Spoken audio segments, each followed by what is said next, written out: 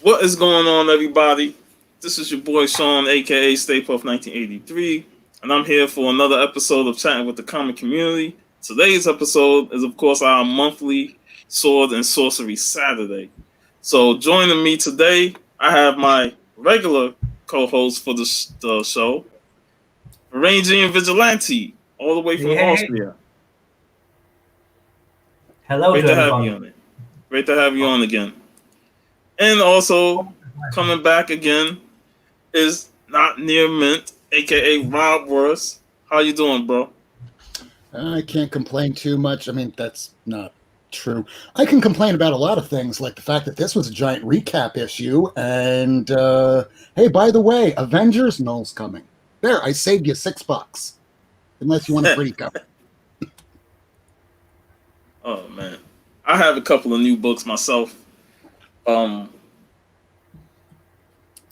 Until we Javi gets here, I'm gonna show off some of the new books, and I can see that this cover right here is a representation of what America is going through with the whole George Floyd situation and everything that's happening around the U.S. on the Stump issue number 2. I enjoyed the first issue, and this is written by Chuck Brown, who was also responsible for Bitter Root with David Walker. So, Ooh. looking forward to reading this. I know Vigilante will love this Perillo cover. Vengeance of Hell yeah. Vampirella, issue 7. I already have that on the way to me, hopefully next week. Yep. This is a book that I decided to try out from Aftershock. That's Artemis and the Assassins, issue number 1. Decided to give it a shot. Pretty dope cover too. And I see we got Lady Fantastic in the chat. What's going on, Carol? Hello, California Blend. Thanks for joining us. Here's Red Sonja issue 15, Jay Lee cover. I'm looking so forward to that one. The run is so amazing.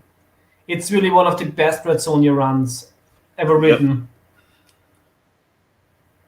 I didn't pick this up the last time, but Harley and Poison Ivy issue 6 didn't get a chance to get this issue. Of course, I got Harley issue 72. The series will be ending at issue 75, so She was originally supposed to become the leader of the JLA, but that's probably not happening during 5G anymore. Nope. Ghost Rider issue 5, Punisher and Wolverine.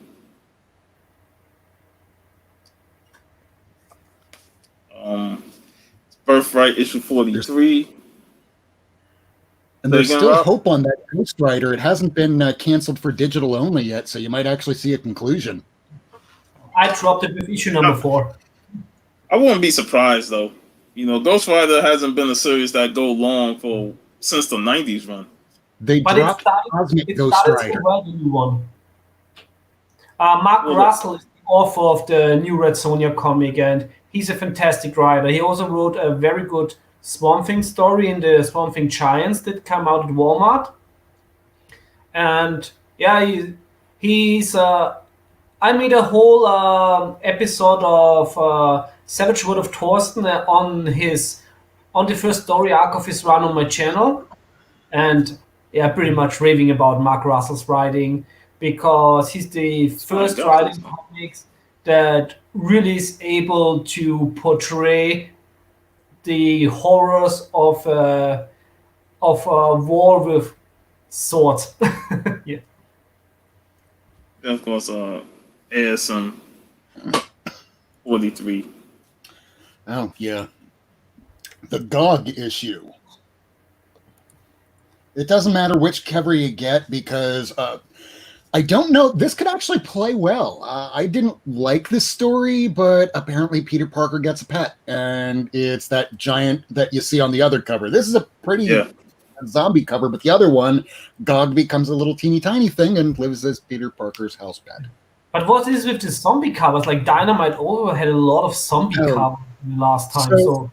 Well, I can't explain that, Dynamite, but at least with Marvel, they're trying to push a new Marvel Zombies thing. But I fell off after Robert Kirkman was writing it, and to be honest, I didn't feel like he was putting in all his effort on that. So Marvel Zombies, hey, for those that like it, good on you. But it brought Ash Williams into the Marvel Universe. Yeah, I remember that. I would hop onto that because I like Ashy Slashy. Yeah. Well, hello, Mr. Fancy Pants. What's up, Bake? This is my boomstick. I love this movie. And just does not know how to play to the ladies. The ladies, man, terrible at it. I was such a big fan. I even played the real bad PlayStation game back in the days. And was able to finish it. Hey, just for that, cheers. Yeah. You guys got anything new?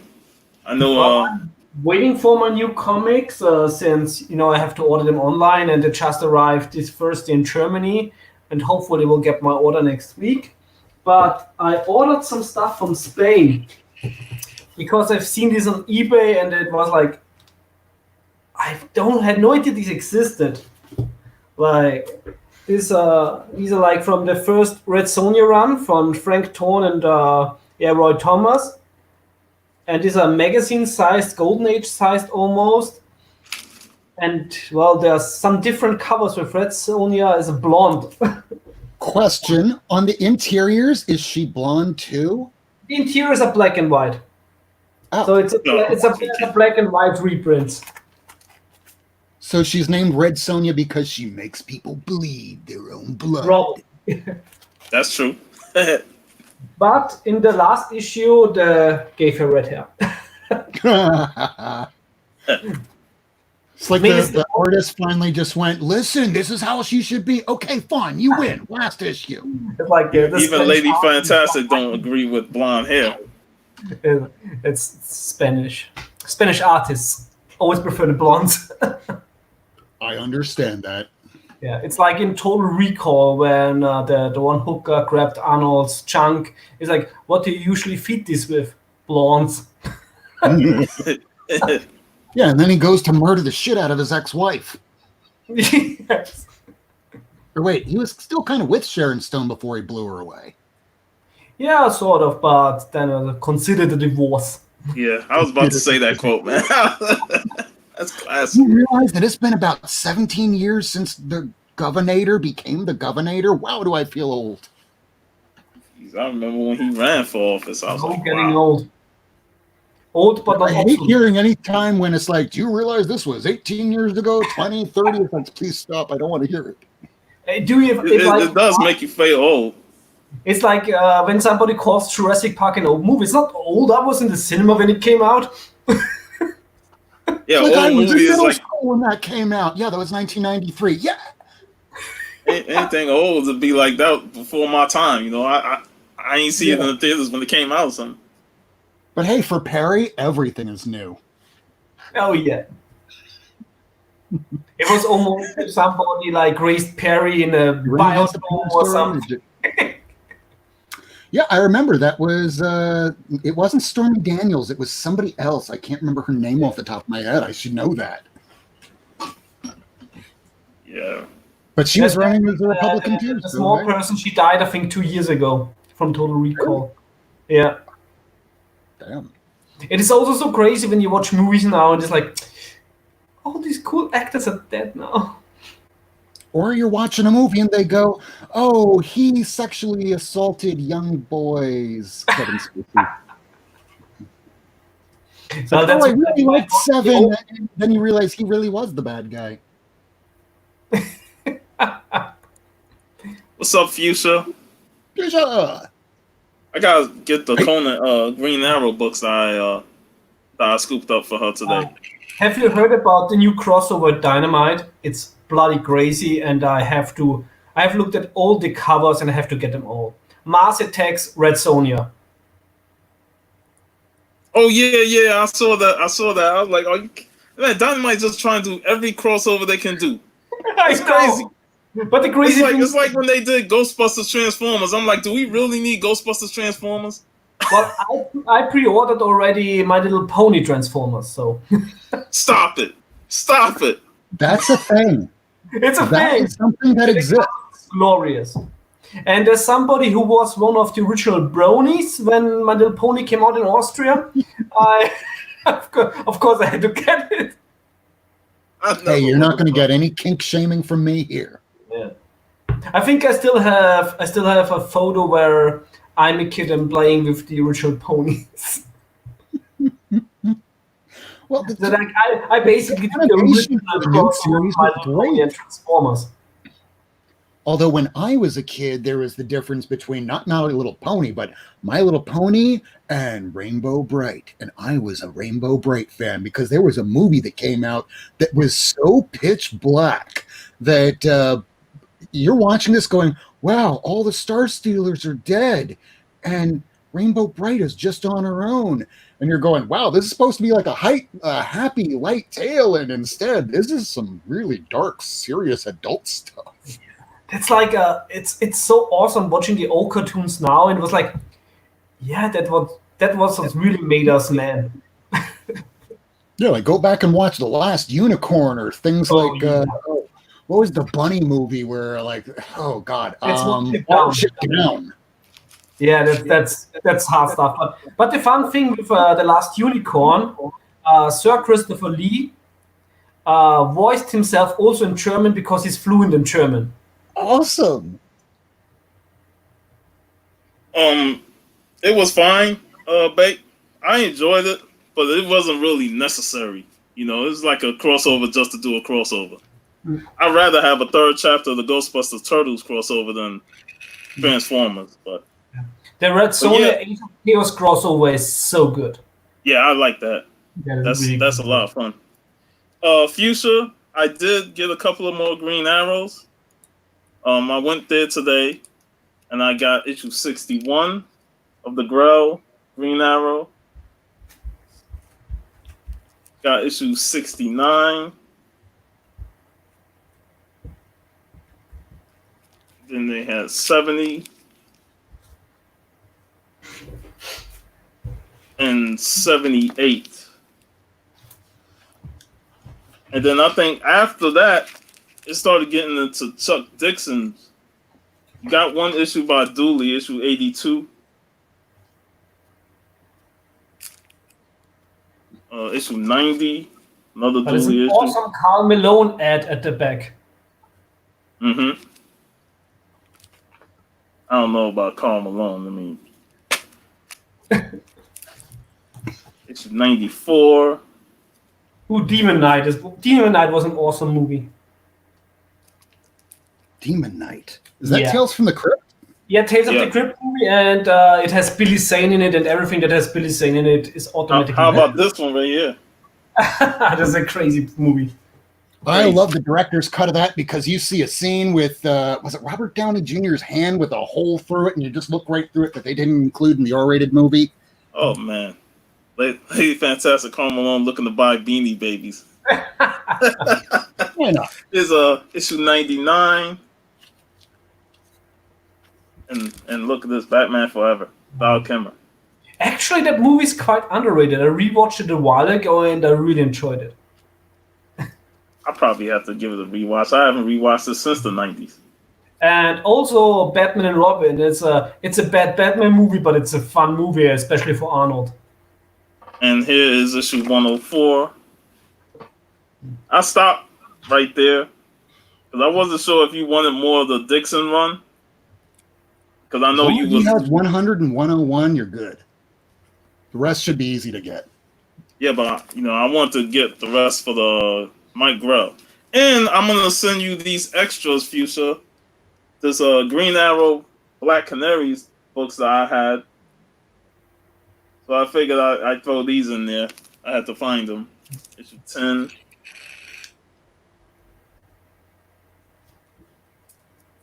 Issue 11. A sweet cover there. This is 17. And here's issue 18. So yeah, I'll definitely send these out to you sometime next week. And let me introduce Javi. What's going on, bro? Yo, Avi. Yo, what's going on, guys? What's up? What's up? Happy Sword and Sorcery Saturday. It almost looks like you in a Stygian temple with all the stuff around. Kind of does. That's right, man. What's going on, everybody? What's going on, Puff? Lake worship. BD? Yeah. I just need a couple of statues, this little statuettes. Here. And human sacrifices. You can't have a good Oh, temple. of course. You can't go wrong with that. A couple cauldrons, maybe some skulls. Just whatever you do, don't move that one cup behind you, or else that circular thing will open up and a boulder will come chasing your ass. Don't worry, I have a escape hatch, a secret passageway. And luckily, you don't have stupid attachments like a damn hat. You're just going to be out of there. Oh Rick no, and my Morty headset. finale. Screw the headset, run. Oh, that's one thing I need to get. Upgrade to a Bluetooth. Like, I'm still wired. I need some wireless action going on. Well, as long as you're not on Comic Gories where you're going to go, okay, I need to go run and get that book. And you go to run and you jerk your head back because you're still wearing things. So Rob, you see Beck's question? Are you ready for the Rick and Morty finale? Oh my God, is it really up to episode 10 now? I mean, they just did a Beth episode, so I'm ready to see how they're going to reset the status quo. I don't know if they're going to, or if they're going to continue like with another 5 episodes, maybe 6 months down the road, or if we're going to wait another 2 years. Oh God, another 2 years. Was the actual season any good? Because I think it started quite weak. I watched until the Dragon episode. The Dragon episode was interesting. They made some interesting choices this season. They had some great episodes. Have you read? Overall, it didn't have the stakes that the previous ones did. Have you read Rick and Morty versus Dungeons and Dragons? I can't read those comics. You have to read Rick and Morty versus Dungeons and Dragons because that is on point, especially because also Jim Sub is writing them. Mm-hmm. I've actually seen Jim Zub play D&D. On the Dungeons and Dragons channel. Yeah. And he actually dresses up as the one of the characters that he created. It's pretty funny. And I got these comics a while ago. Ooh. I had no idea these existed until a follower of mine, Nick Baldwin, who's also a huge Red Sonja fan, was telling me that there was also an Avengers storyline in which Conan was the villain. Nice. Those are awesome. And this is open because also you see She-Hulk in a chainmail bikini. Yeah, What so issues the are 90s those, action. TV? Yeah. There's some It's 90s, right? from volume 3, it's from issue 28 to 30 is the story arc. Oh, that that's 30. The Kurt Busiek run? Yeah, and Perez as an artist.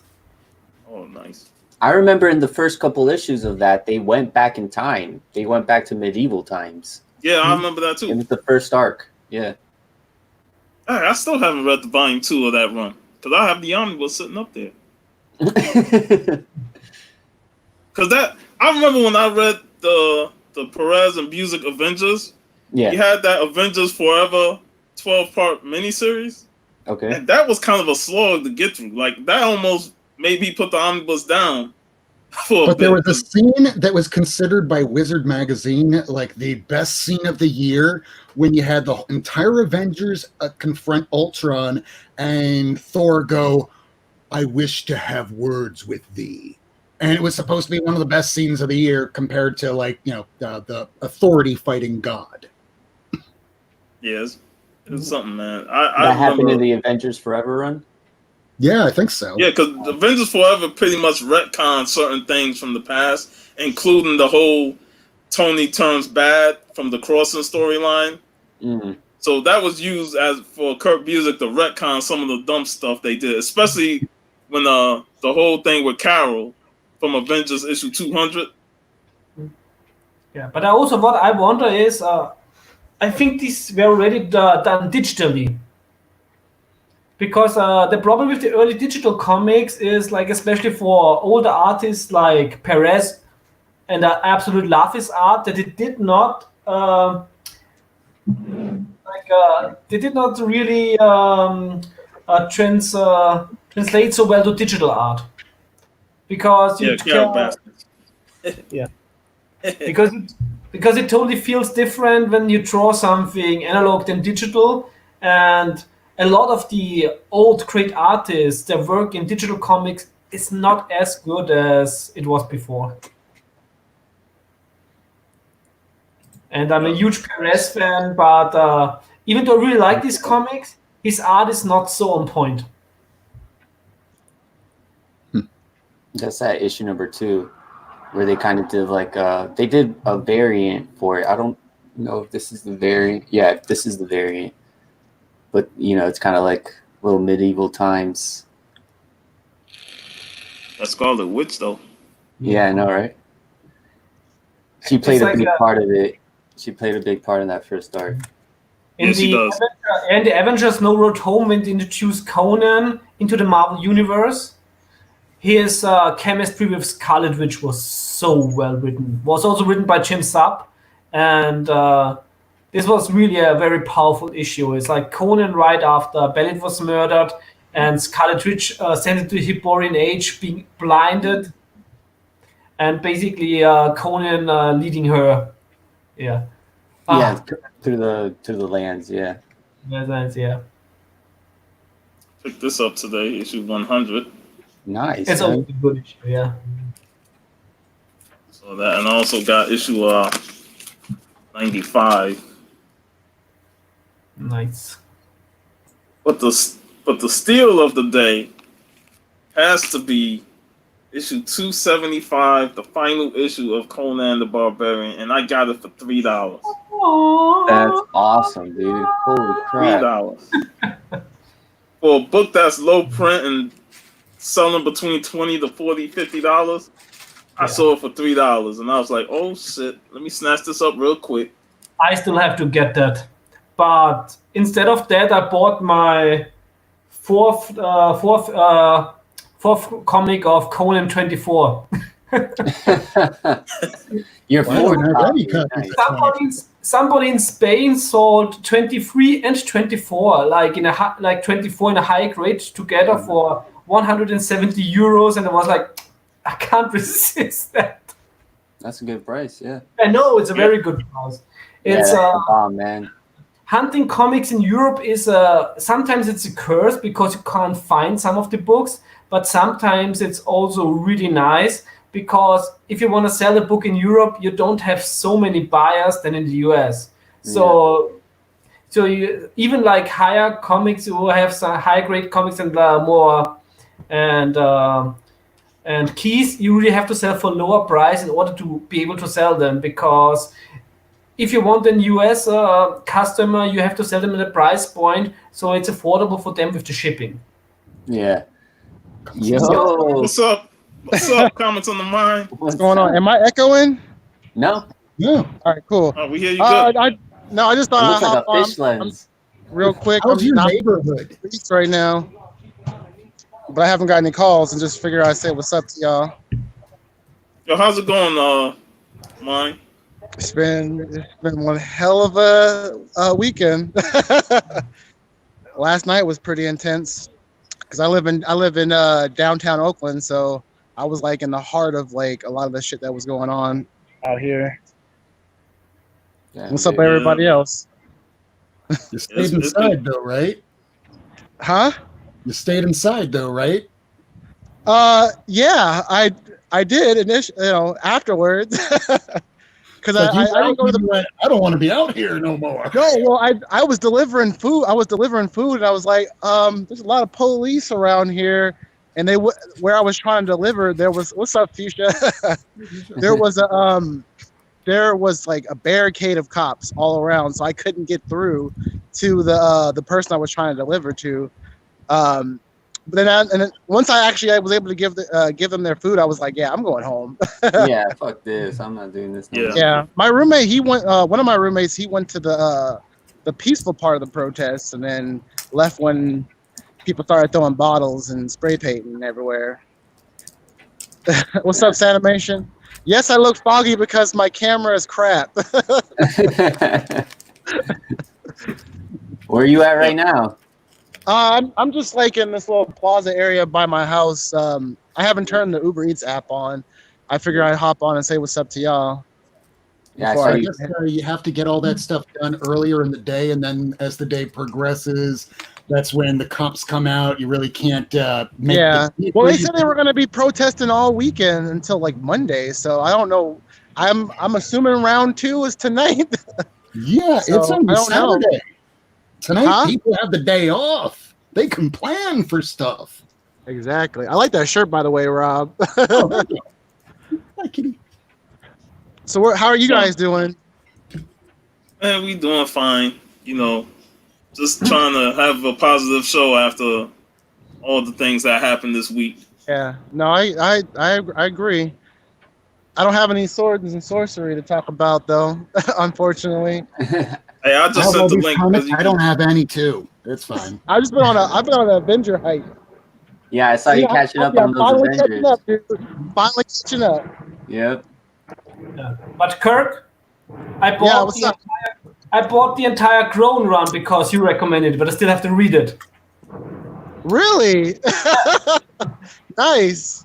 Oh, you mean when Captain Marvel's fighting with Vox? No, Or are you Crone. talking about the Spider Clone run? No, Crone. It's a Dark Horse comics, and Yeah. it's Okay. sort of an old woman Red Sonja, like Red Sonja. Yeah. Crone. Yeah. You read it all? Wow. I haven't read it yet, but wait a moment, I'll get them. I have them in the bedroom. I want to talk about that book with somebody else. issue 4 and 5 were like great, and it was so trippy because of who the new Lord is, or the Overlord is. It was just like, oh my gosh. Nice, So y'all, man. if y'all haven't read it, read it. It's really good. I gotta check it out. Crone, Dark Horse. Yeah. Yeah, basically old ladies Red Sonja. Basically, it's not Red Sonja, but she reminds me like her younger self. Basically, is like a clone of Red Sonja. Yeah. Everybody wants to be Red Sonja. Yeah. Wheeled around the sword. Yeah. Yeah. So how you liking those Avengers? I saw you catching up on them. Those. There you go. Yeah. Great, but I love it. Like the whole. issue 2. Oh, nice. So it's mature Red Sonja. That's my favorite cover. That's my favorite cover. I really hope I won't get sad reading it, because usually I always get sad when old people reminiscent of their life and having one last ride, because I already identify as an old person. Yeah. And definitely I don't need to read get God. that copy. That's the only issue I don't have. Who's the thought I author had- of Crone? Says Lady That's Fantastic. so is out. good. Yeah, but the second issue, like, because you're really having like Red Sonja vibes from her thinking back when she was young. Yeah. Yeah. Yeah, that's a nice cover there. Who's the author again? The author is Carver. Like, Yeah. Never heard of them. I think I heard it once. I heard the author names once, but I can't put it on a character. So Yeah, I'm bad with authors.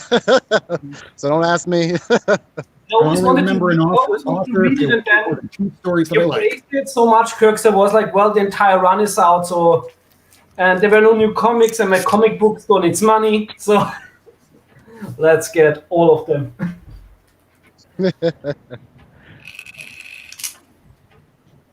I pulled out these books. These are some sword and sorcery. I always got to show. Okay. I mean, this is the Conan one. Shout out to Steve. Nice. Yeah, mine is Oh, still nice, somewhere nice. on the way since the 15th of March. Shout out to Steve You're still waiting Whiting. for yours? Ooh, not bad. And Like Steve also sent me one, but so yeah, far I remember. it's that's on the crazy, way. man. I'm hoping that comes in as soon as possible, man. But I love because that run. he sent it express, and then he asked like 1 month later, and oh, they actually shipped it, like literally shipped it. Wow. That's crazy. Wait, is that a DC Image Comics Batman or Dark Horse? That's a Bat- Dark Horse. Dark Horse Conan. it's versus- Conan and Wonder Woman? This is Wow. this is probably the best, one of the best crossovers and the best Gail Simone story. This is actually the title that brought me into collecting single issues. I was only reading trades, but Oh, okay. I liked that run myself. The Conan Wonder I was Woman. able to I find this didn't one. I even know don't about have it. any other ones. It's a 6-issue mini. this is the first floppy I bought. Oh, wow. Okay. Great cover. I've seen that cover for sure. And I started collecting single issues just because of this variant cover, because Liam Sharp made Conan really look like a mixture of Buscema and Arnold. Yep, I see it. Yeah. That's awesome. So this man. is yeah. And then I was that's like, cool well, that I it's framed, bought one too. single issue, now I have to buy all the single issues. I was able to get some Savage Swords today because my shop had a box full of them, and this is one of them that I was able to get. Issue 144, the cover that you see as the image of the thumbnail. Are those the magazine size ones? Yeah, Those are nice. I have like one of them. these are the Well, best ones to get. Yeah, I want those in the Ooh, whole. yes. That's a Not beautiful bad. cover, man. I love that Yes. cover. So just go. Yeah. That's really it's. If I want to describe to somebody what's the difference between sword and sorcery and fantasy, I show him this cover. Yeah, that's the kind of cover that I'm sure a lot of kids back in the 70s and 80s were behind their locked bedroom doors doing stuff to. Damn, that's a sick cover. It's like Yeah. This one's even sicker. it's like Oh, off, yeah. Wow. off Nice. to sticky pages. Yeah, you don't take a black light to those books. Nope. I just love the visceral of these covers. You know, the sword and sorcery, the battles. You know, him against beasts. It's like Of course, the woman. CGC should really make a level with can contain traces of sperm or something. Oh, Lord. It's a badass one. This definitely looks like it could be a movie poster for any Yeah. type of sword and sorcery movie. You know, That is sick for sure. I'm gonna open these up during the show. I mean, if you like monster movies or stuff, you have to get That's a nice cover. for Avatar comics. Forgot the name.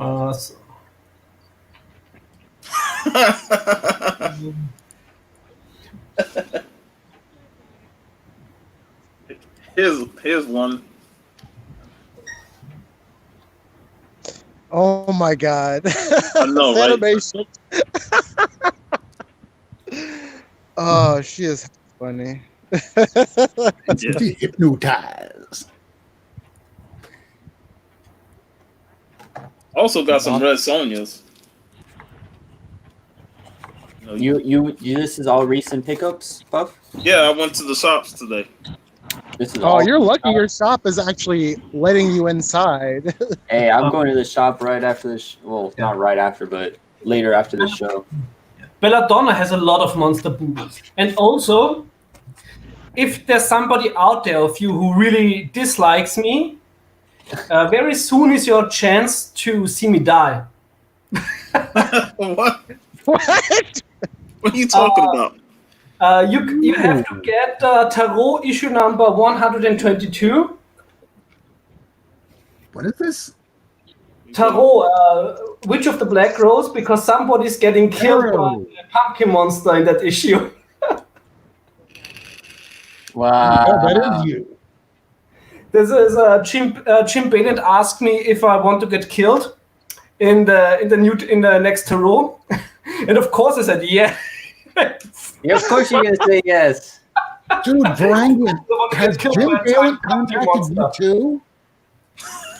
What was that? No, I mean this really, because like on Facebook, on a show that Kirk and I were on about a month or two ago, I brought up his name and I was talking about tarot, and then out of the blue, he messaged me on Facebook, but I never go on Facebook, so I didn't realize until about a month and a half later, he's thanking me for mentioning the book and liking it, and I'm going, oh my God, he wrote to me, and I didn't even realize this. So I guess he's awesome. I bought a tarot book, I think 1.5 years ago or something, because the title was like the story was Swords Maiden. And then I was reading the comic, and before I went to bed and put a post on Instagram, and suddenly I'm getting a video call on Instagram at 3 a.m. in the morning.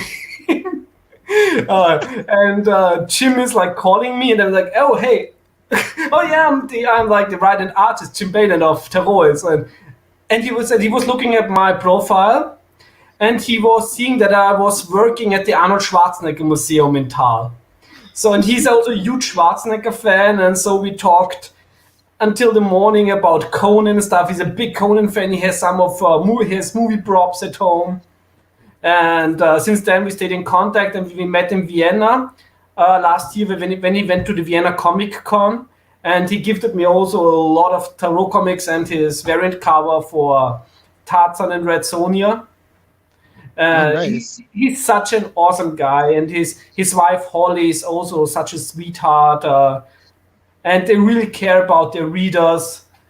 It's like I think nobody in the world can say anything negative about Jim, except maybe for radical Christians, but it's a little bit inappropriate, his artwork's like, yeah, that's why we buy it. Yeah. exactly. Because it's pretty. The cheesecake is really, really nice.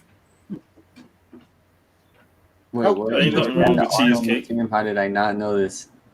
Yeah, That's big. I didn't know it either. That's cool. If you are really How into big is the Arnold Museum? you should really watch. I put a review yesterday on my channel, the Verotica movie by Glenn Danzig.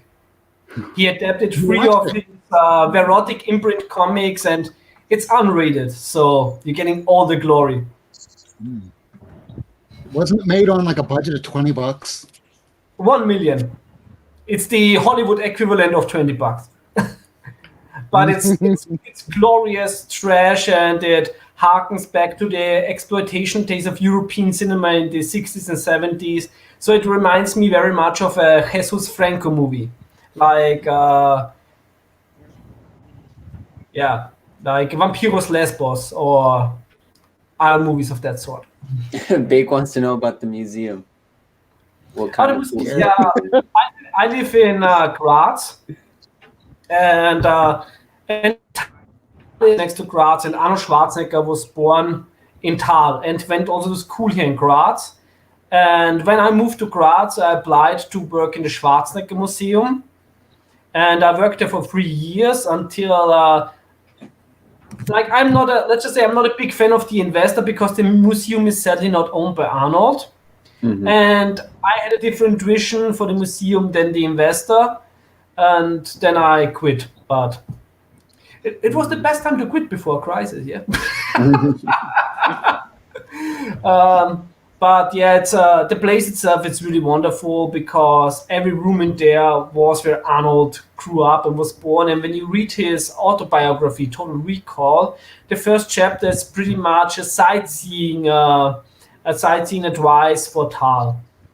So if any of you will come to Austria one day, I can always show you Arnold Schwarzenegger's birthplace, and I'm still in contact with some of Arnold's friends. So actually, like, I wanted to get one of my Conan books signed, but then the fucking crisis came, and Arnold didn't come in April to Austria.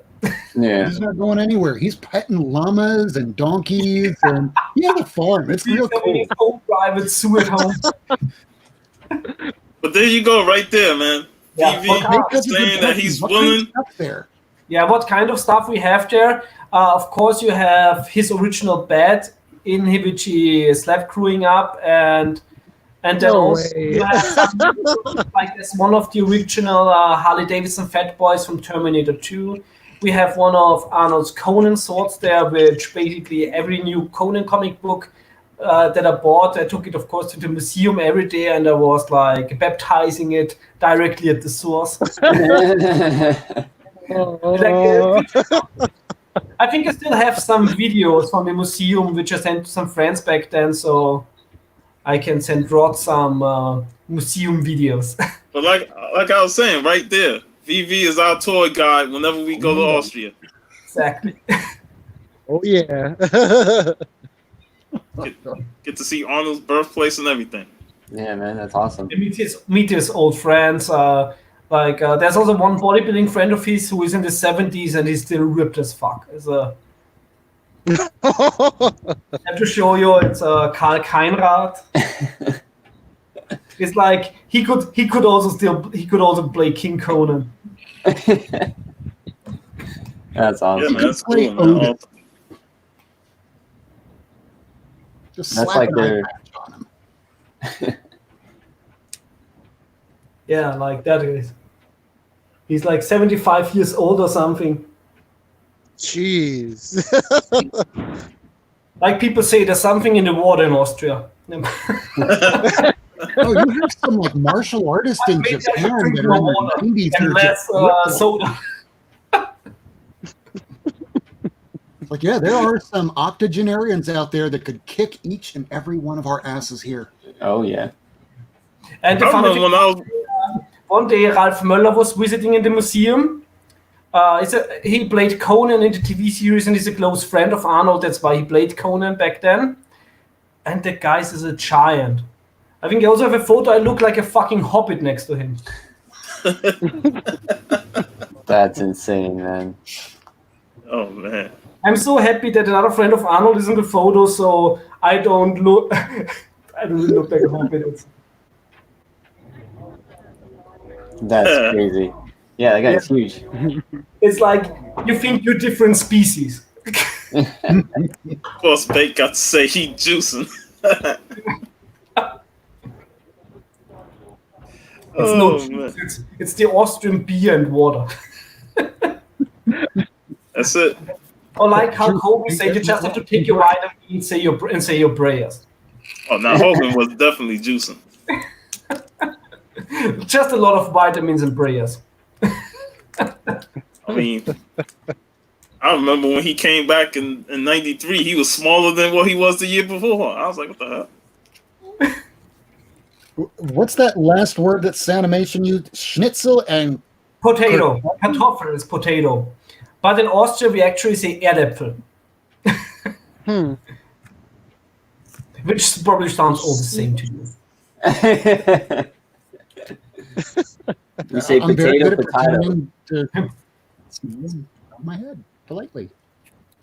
I'm gonna show this. I got Queen Sonya issue number 29 of Perillo. Nice.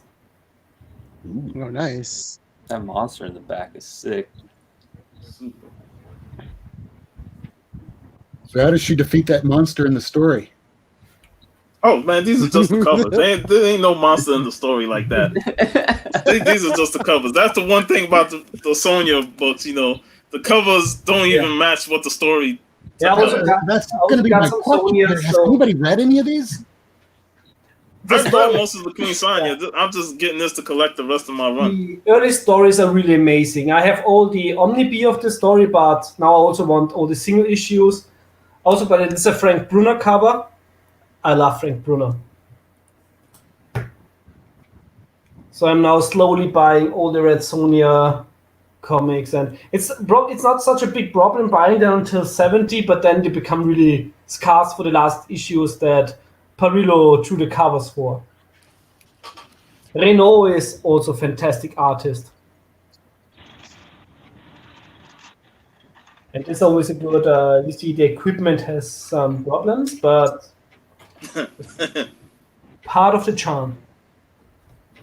Speaking of that, the 70s, I finally completed the last of the 70s issues with issue 78. Sweet. That's awesome. Yeah. I think I just bought on eBay for issue number 79 for €20. I think that's $22 or something. Hey, we Got Jeff Jeff. Comic 813 in the house. What's up, man? Yo, Jeff. Jeff. I don't know if And this What up, Jeff? He's slowly the.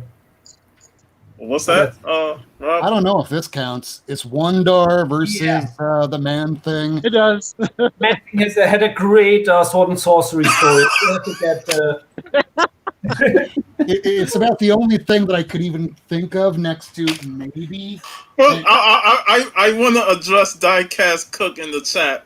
He said, "You want my address so you can AOK that 275." Oh, yeah.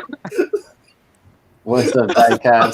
just, hey, if they What's had up, big another guy? copy, I would have gotten it for you, bro.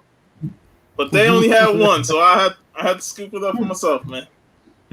You can't. I still have to get Yeah, number that 2 counts. more, because the Legend of Red Sonja also has some nice Frank Thorne covers, and I can never resist a Frank Thorne cover. Yeah, Frank Tone is awesome. That's awesome. He's still Is that awesome. Reaper? He's next month he's going to be 90 years old. So we should do next Wow. month a big Frank Thorne special. Points for Hey, what's up, Leroy? Big Al. What's up, Al? I have this. What's up, Al? You have any of these, Rob? Creatures on the Loose or any? I do not. Oh man, Oh, nice. this is more like sci-fi sword and sorcery. Yeah, issue number 10 has King Hal and drawn by Bernie Wrightson, which is That- also the first that is creatures right. we use is issue number 10, because before that they had another title. Yeah, I have those in my box in my room, but I was reading that one. I like the Steranko cover. Yeah, and I think And it also there's- Oliver Jones, like it has a lot of the burrows, and which title also has the Tongor. It was also Creatures on the Loose, if I'm not mistaken, Yeah, in the 20s and 23, 24, I think. I really hope they will reprint those ones in a omnibus. This is the day Helium died. That's pretty gnarly. The Curate no. Deja Torres one on Dynamite by Dan Abnett is really good. I totally recommend that. Because Dan Abnett, of course, is one of the best science fiction fantasy writers around, and he really knows his bassoon. So finally, Stuff too. like the Mars books are back in. That's all I got. I'm gonna, cause Dan Diecast Cook said he only got 5 issues left to finish his run of Conan. So I'm Jeez. gonna see if One of I them can, 275. yeah, one of them This is 275. his second time collecting it too. Huh? How much? What are This is the like his issues? second time collecting it too. Yeah. Same lady, Beast mode. fantastic. Frank Miller did some Warlord of Mars. That's awesome. I need to get. Yeah, he did a cover. That's where he got to I start. think isn't it even like one of his Oh, wow. first drawings, and this is like one of the Wall of Mars is a little bit more expensive than the others. That's the one. Issue number 18.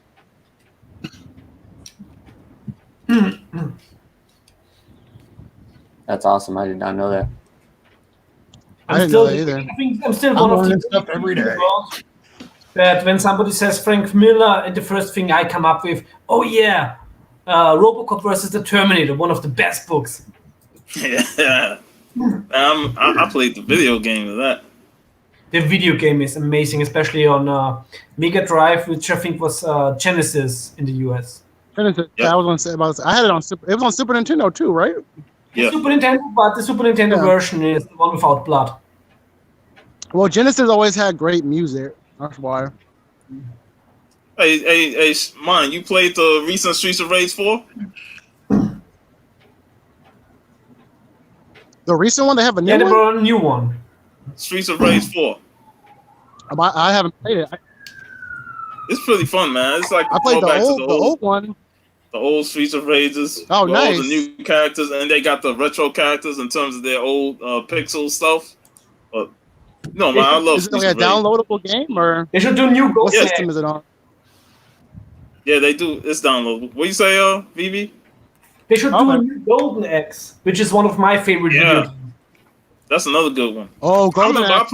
Great. I Yeah. played Golden Axe a lot as a kid. Like that was like Yes, one I of the did early too. Genesis games That before game was Sonic came out. I'm still playing it, and thanks to the flashback thing you can do now on modern consoles, I can even finish it. I just emulate a lot of games. PS4. So. PS4 Al. Oh, here's some of that Thongor that Nice. we were talking about earlier. Bongo. But it's also so funny because Roy Thomas, when he talked with Stan Lee about bringing a sword and sorcery character to Marvel, they first approached Thongor because they were quite new back then, these books, and they thought that the license of Thongor would be cheaper than the license of Conan. Not knowing that they actually then get the Conan license for a real good deal. Nice. Yeah, such a beautiful Buscema cover. I got that issue. Buscema and Chan, I think both, yeah. And destroyed by this Toys R Us ad. Uh-oh, starting to rain. Uh-oh. Gotta get moving. Run!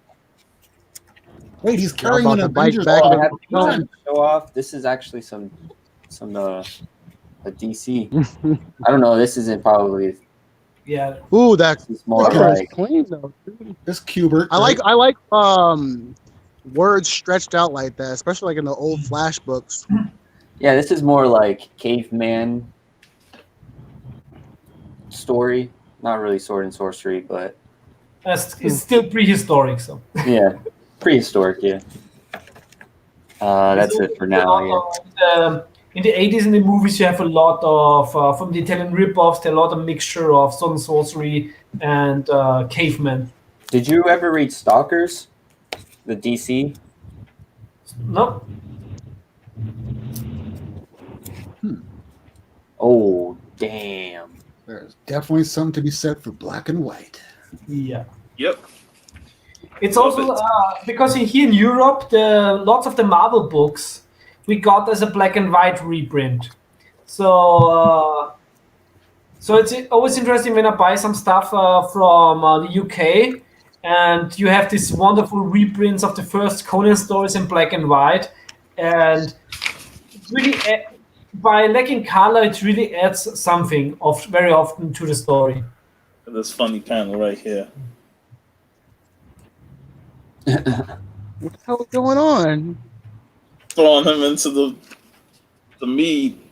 Into the barrel. Oh, crap. I thought he was about to have his way with him. I did too, or a finger was going somewhere.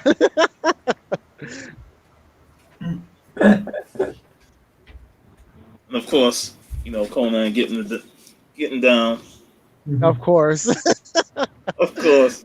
Wouldn't be a The lamination of the woman. Exactly. But the pinups in the back is just awesome. Like here's one. Oh, that is sick. I can see where Sam Keith got his anatomy lessons. Style. Hey, Leroy sets to Adam on PS4. Dusty Brick Brown. It was really a time when every panel was cover quality. That's Especially awesome, in the man. magazines. was Those pinups an at the end artist. are so nice. It was just a way for each other to compare how good they were to one another. Yeah.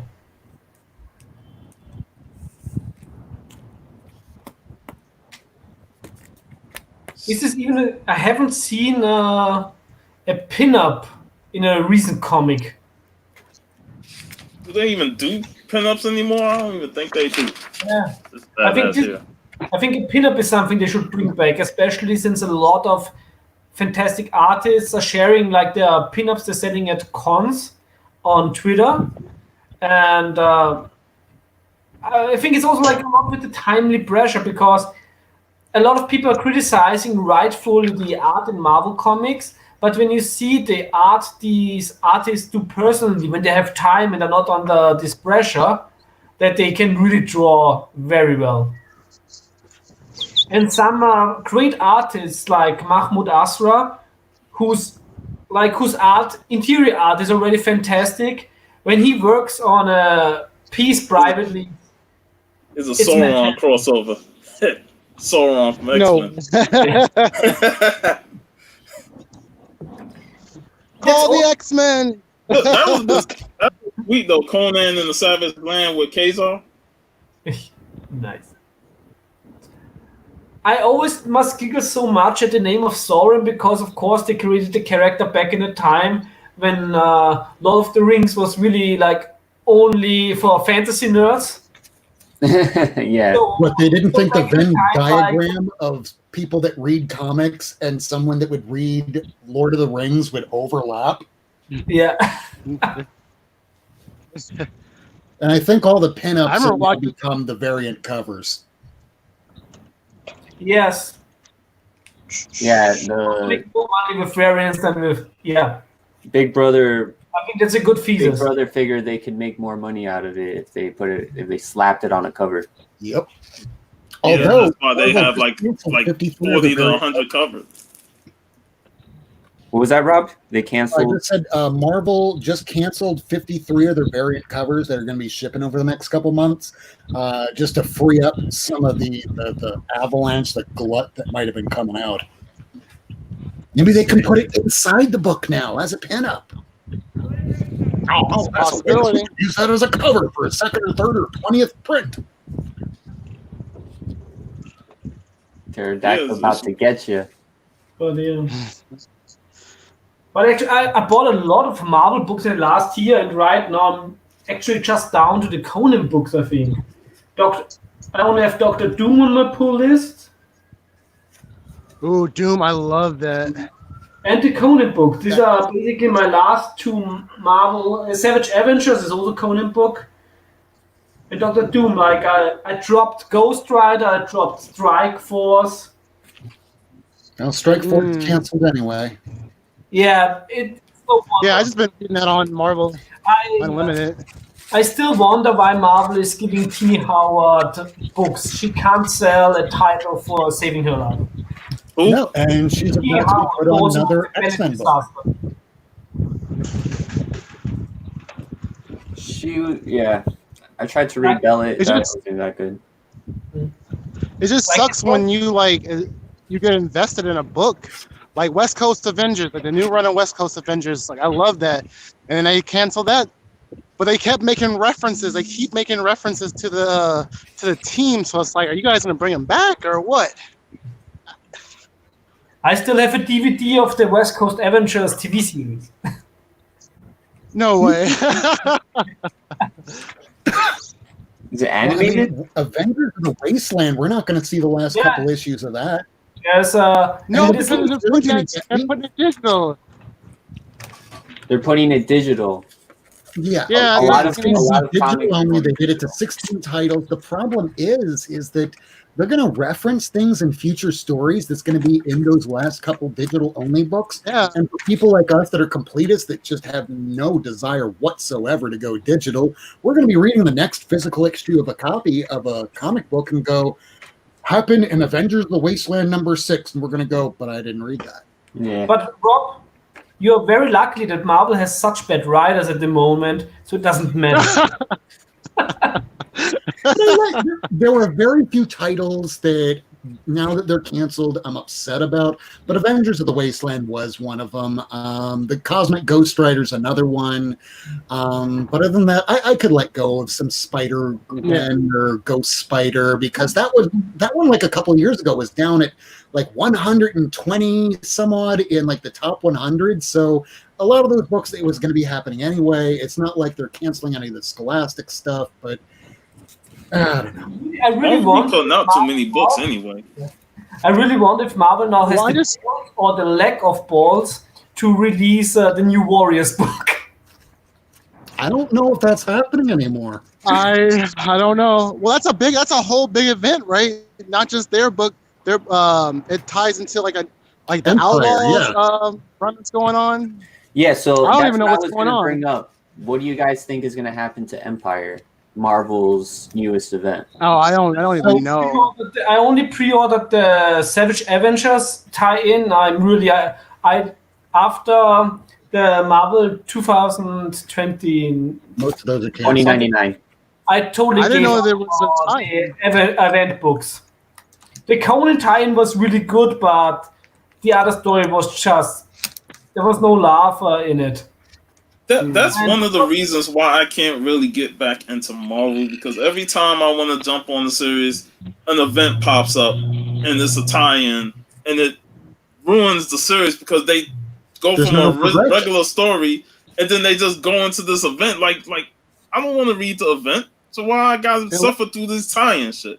Yeah, and what really angered me also was Absolute Carnage, which was actually like a very good event book. It was really well written, but you had no ending in the actual title, and you had to buy one of the Venom books to get the real ending.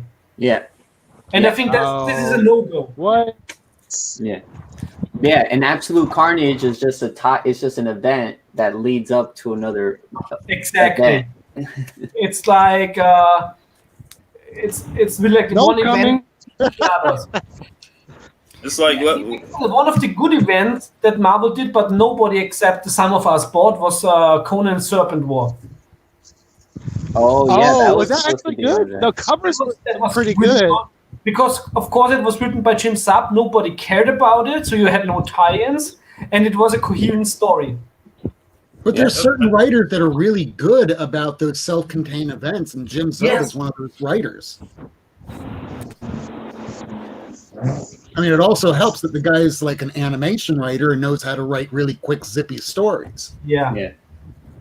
Leroy says I'm advocating, and I haven't even read the damn thing. they need a trash Empire, burn it. I mean, how much does every show of hands? How many people here care about anything with the Kree scroll after Secret Invasion? Anybody raising their hands? No. I'm not even reading current stuff to really care. I mean, Avengers, that should be a tie-in to something with Empire. Right now, what are they doing in Avengers right now? Moon Knight. I have They're it here. focusing on Moon Knight. Dracula, basically Dracula. Yeah, they just finished up with some Spider-Wing stuff, and now it's freaking Moon Knight. So they're not even tying in with the current Empire storyline, which could be forgiven from just being out of date from the shipping schedule, but there's nothing leading in. Just wish they would just let the creators do what they want and just create great stories for these books and not have everything be cluttered down by an event. There was a time from the 2000s going forward, it was just non-stop event after event after event. And I'm like, how much money y'all trying to get me to spend on buying all these crossovers, these tie-ins and stuff like that? Civil War 2. Yeah, I'm like, No, it was like since I known we were talking about this on Pop Culture Philosophy. It's like Fear itself, Avengers versus X-Men, Original Sin, Hey, Avengers versus Secret not Avengers, Wars. but Like, Marvel Death of just X. bumps out of that. yeah, Marvel World needs Humans War versus Hulk. World War X-Men. Hulk Frontline. World War Hulk after Smash. Yeah. How about just World War Hulk, which was first from Planet Hulk? It's kind of like back in the day with Silver Surfer, had a great little Thanos story, but we had to keep it going. And then we got Thanos Quest, and then Planet Hulk was Thanos that. Planet Hulk was actually really good. Like I that love was Planet really Hulk. good. I World enjoyed War Planet Hulk. Okay. Planet Hulk, I think, is a lot of a homage to a Princess of Mars because it feels very much like John It Carter. was totally John Carter. Yeah. It was John Carter starring the Hulk. Basically. Regarding events, I totally believe that you shouldn't do more than one event a year, if even, because what for me makes out a real event is not like, oh, we're having these events planned, but it's Careful. like a story arc that is crossing over, and the people still keep talking about 20 years later.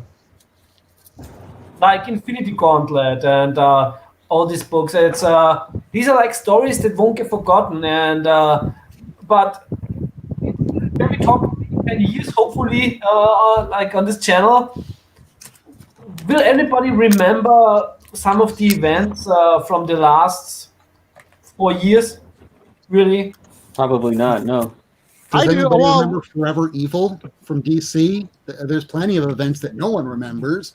I can say the No. same for Marvel, but the quality ones that we do remember, yeah. No matter what we're going to complain about today, 5-10 years from now, it'll just be something that happened. It's something I brought up last night on Comic Core, but not Comic Core, on JB's channel. As long as it's quality, it's fine. 20 years later, we'll remember what it was, and we'll forget the stuff that doesn't work. And like any writer, what happens once they take over, they can decide to walk back anything that happened up till that point. So if you don't like something, just wait. basically, if you're not invested, it honestly depends on like the situation. Because I remember like when War of the Realms came out and everybody was hating on that. I actually liked War of the Realms and have a lot of both tie-ins only because it was like a years built up for that event, and I was just getting into Thor. And as soon as I found out that they were going to do that, I was like, oh, where's this War of the Realm? And it hadn't been happening. And then once it came out, like I was super excited and all the tie-ins, you know. But I did the opposite with Absolute Carnage. I bought the first issue, and that was like it. And then like the Hulk, the Immortal Hulk tie-in, that was it. And that was actually really good. The Immortal Hulk tie-in. War of the Realms, I couldn't deal with the art because every human looked like a giant baby. So you're saying that it looked like Todd McFarlane's faces from back in the 80s? Yeah, but Scotty Young action. War of the Realms spawned one of the best books of last year, Punisher Kill Crew. Yes, I still need to get that. That's on my list. Amazing. Like if you love Souls and mythology and just the Punisher, it's fantastic. It's like I keep hearing great things about it. Yeah, it's like a B movie in the best kind of way. Dark Knight's Metal is when I started to get kind of burnt out on Scott Snyder writing Batman. DC Metal was the last straw that made me quit DC books. For me right now, it's Justice League went about 40 some odd issues before I'm going, where's the end of the storyline? You open up the next issue, there's a new storyline starting by another writer, and you're going, where's the end of the last issue? Oh, Dark Knight's Metal 2. I was a huge Snyder fan with American Vampires, Witches, and the first Batman issues. But Snyder needs a strong editor that keeps his crazy ideas intact. And nobody is editing him, really. Like, they just let him do all the stuff. And the problem with Snyder is everything has to be more epic than the rest. And if everything is epic, nothing is. Thank you. It's like Mr. Rogers. Well, I don't want to paraphrase, but with Mr. Rogers, if you're special and if everyone's special, it takes away from the definition of what special really is. Yeah. I feel that way with certain tie-ins that actually have no connection to the main storyline. And what the fuck is the point of having it as a tie-in if it's not really tying into anything that the crossover you're doing? Like, come on now. I've read that numerous times with comic books where you read a tie-in to the main event, and I'm like, this ain't really dealing much with the main event. You might have a little reference here and there, but the whole story is almost self-contained to the point where it don't even tie into the event book. So I'm like, what was the point of tying it into it? Yeah, or Conan, Battle for the Serpent Crown. Why does this book exist other than the awesome Astra covers? Like there is like this book is so it's really it's horrendously written, Like I think it's by what's his name? Salahuddin, who wrote the Miss Marvel books. Yeah. So he's You've not been really, getting a lot better with them, along with the Miles Morales books. but he's no Conan writer. Yeah, I want to hop on those Miles Morales books because those covers have been looking really cool. Especially that one with Rhino, him fighting Rhino. That was a clean cover.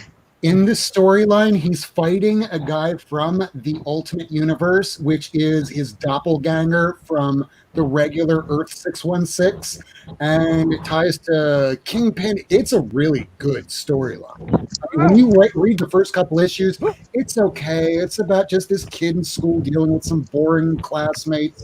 But once they start getting into the ultimatum stuff, and they torture Miles, and you still don't know who did it. That's crazy. Yeah. Like I said, the only Spider-Man comics I have are the crossovers with Red Sonja. And I just could never get into the sword and sorcery stuff. I've tried so hard. But as a kid, about the only thing that, even if I go back today to try and watch it, and maybe you remember this from the 80s, Deathstalker, which was basically just a soft porn movie with people with swords. Deathstalker 2 is amazing. What? Deathstalker 2 is one of the best movies ever made because it's like a parody. It's by Wichkowski. He did a lot. He also directed Swamp Thing 2, which is not that good, but Deathstalker 2 the sound is like the soundtrack of Deathstalker 2 is my ringtone. I remember Barbarian comics are just pure testosterone. Pretty much. I mean, that's what we grew up with back in the day, with all the Arnold Conan movies and Exactly. Beastmaster and all that stuff. You know, it's like, you know, testosterone driven. He-Man. I was like when He-Man. when I was a kid, when I was a kid watching all the fantasy movies, reading the comics, and watching wrestling, I thought automatically if you turn 18, you're getting buff. Didn't turn out that way. Yeah, 6-pack. Hey, remember the commercials with you, the kid drink milk, and then next you know he gets older, he's buff, drinking milk. Lies. Milk gives you gas and man boobs. Advertisements. I remember like you have an awesome Dungeons and Dragons cartoon, and then there's an advertising. Dong MV Hero Quest. Yeah. Oh, hey, guess what? In about 2 minutes, SpaceX is going to launch. I hope it stays in one piece. In 42 minutes? Yeah, I heard that. I heard the In same 2 thing. minutes. In 2 minutes, it's 3:30. Are they actually sending a? It goes up. They're at actually sending like 3:42. a person in space, right?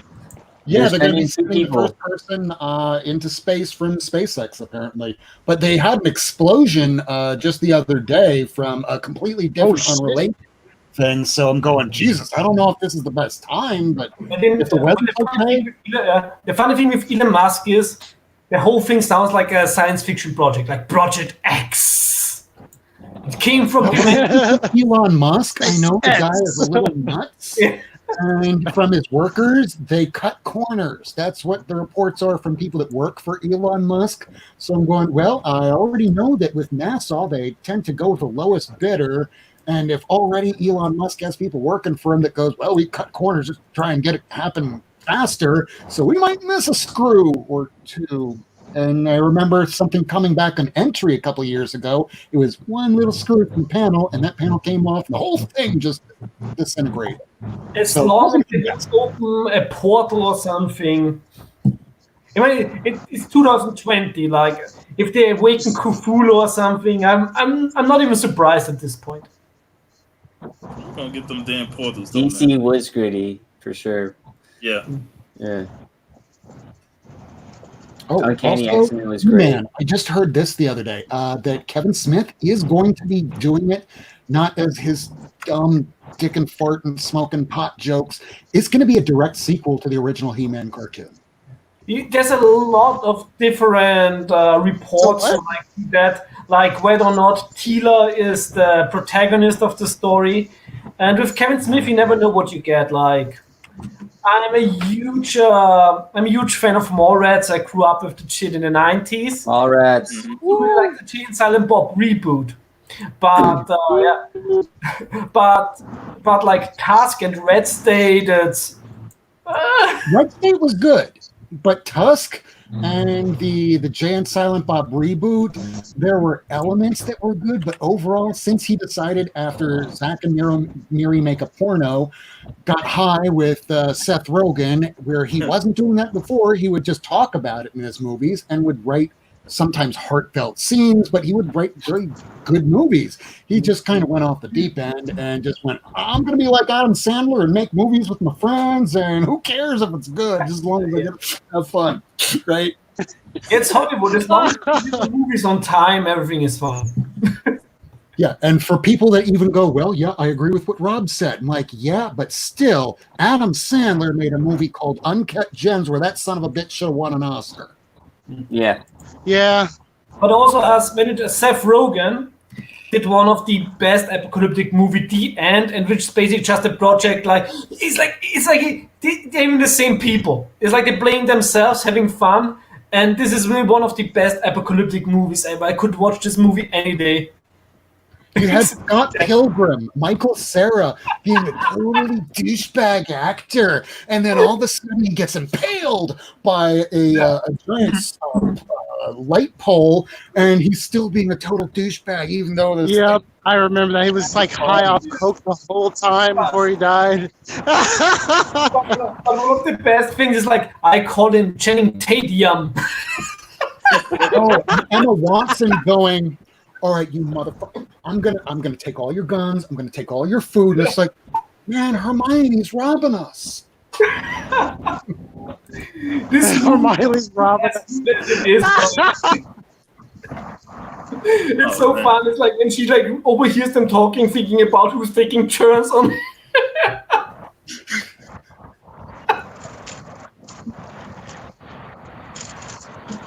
No, I almost forgot that today was the second mainframe Comic Con that they were doing. Oh, snap, I totally forgot too. Well, we're having our own panel, which is way more epic. We're doing Eric, you're going hard. Yeah. And it's a fun, like without being bland, we have also one of the most diverse panels. and from around the world. Exactly. That's it, man.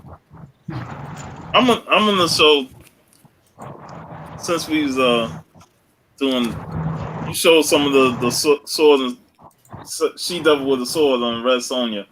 This run, I think, is the next. Mark Russell's run on Red Sonja is pretty good, but this 80 issue run is really good.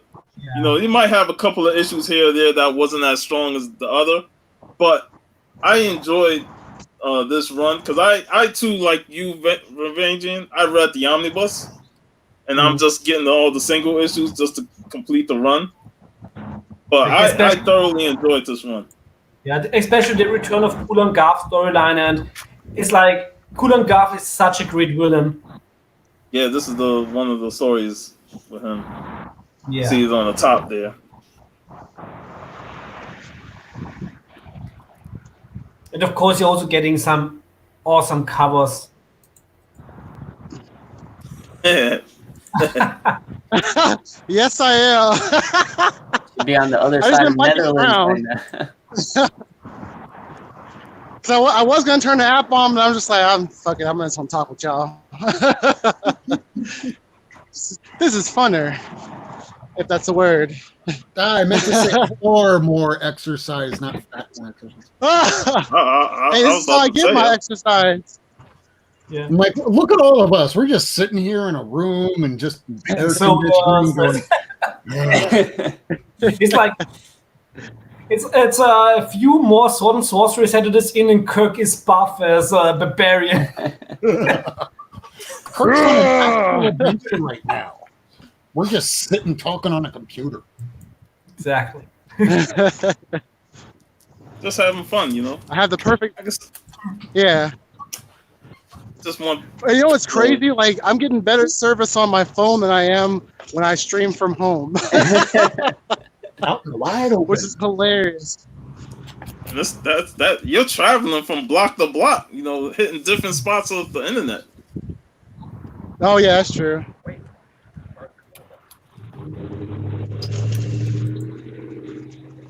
Has anybody Yeah, of you ordered the Lucio Perillo variant for Vampirella? He did now for Indiegogo. I'm Which still one? on the verge because it's like the problem with the crowdfunding comics is always the shipping to Europe. shit, if you ain't get that package from Steve Winan yet, then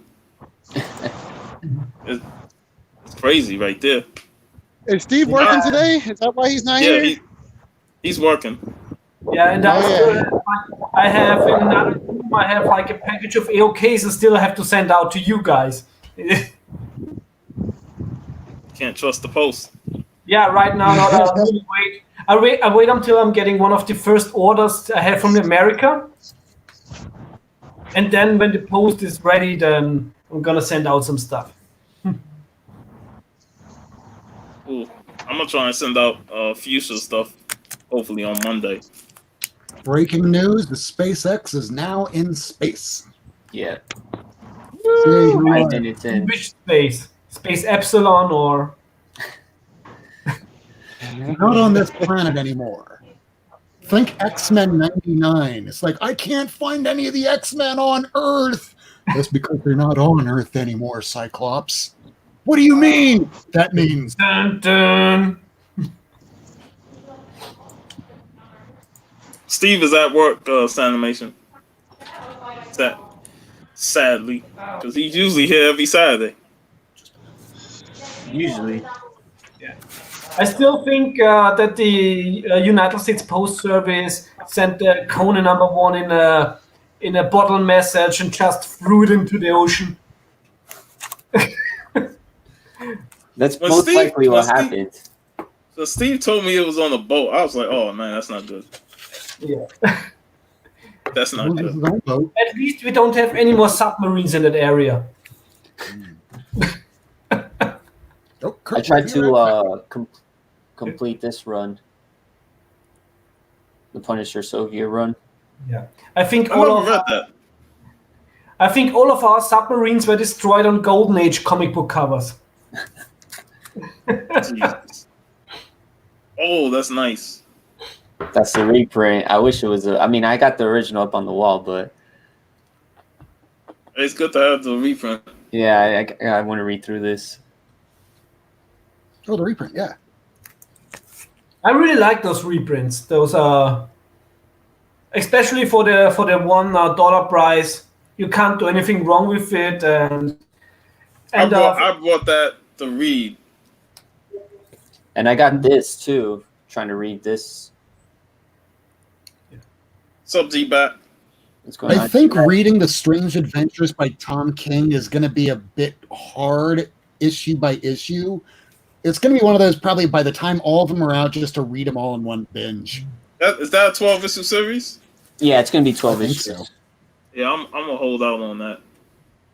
I'm not the biggest Tom King fan. I think I showed this off maybe. He's writing everything a little bit too realistic, in my opinion. Ooh, is that a Peach Momoko? Yeah, that's right. All right. I got this. I was able to pick this up at Phil's.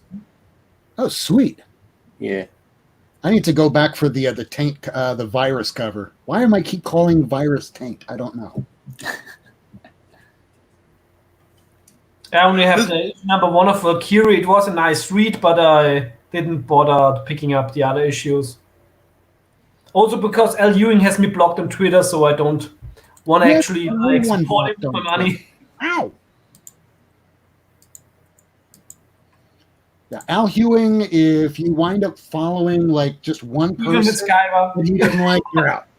you know. And I follow the president because it's news and I want to know if we're going to wind up nuking Denmark for no apparent reason other than a Twitter beef. So I have to feel that I need to it's up to him. So because of that, I know I'm blocked by a lot of people. Yeah. And I actually like the Vampirella covers by Even When Sky when I bought them. Which I makes don't me even have apparently in the US of a war criminal or something. I don't think like that, man. Yeah. It's especially like as a European, it's like I just want to read comics. That's it. Read I comics. really don't care what one writer is saying, and if one Yeah, writer. sometimes I don't. I really don't like to get all political and stuff. With all the artists and writers. With they have their political views. Like I don't want to hear that, man. Yeah. I just want to enjoy the comic books. If I'm enjoying it, like the whole thing I remember with that X-Men Gold, that was blatant.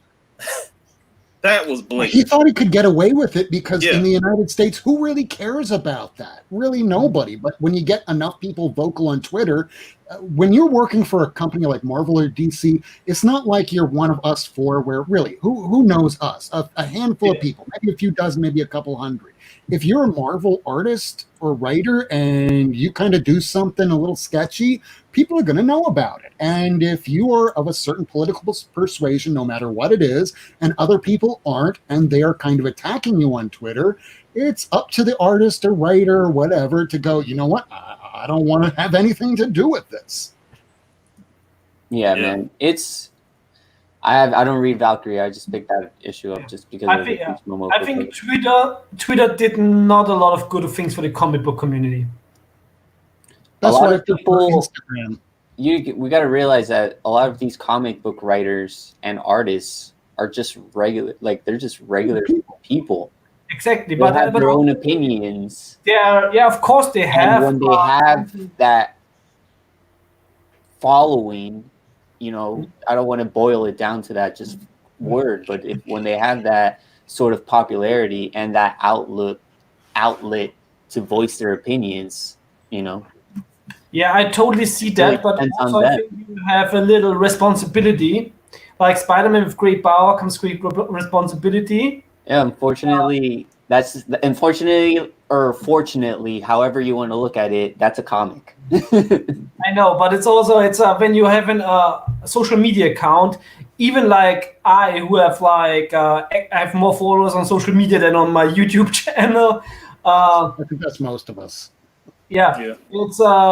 It's like even I really not try to piss anybody off. It's like I always think when I tweet something, and is it worth ruining the day of anybody?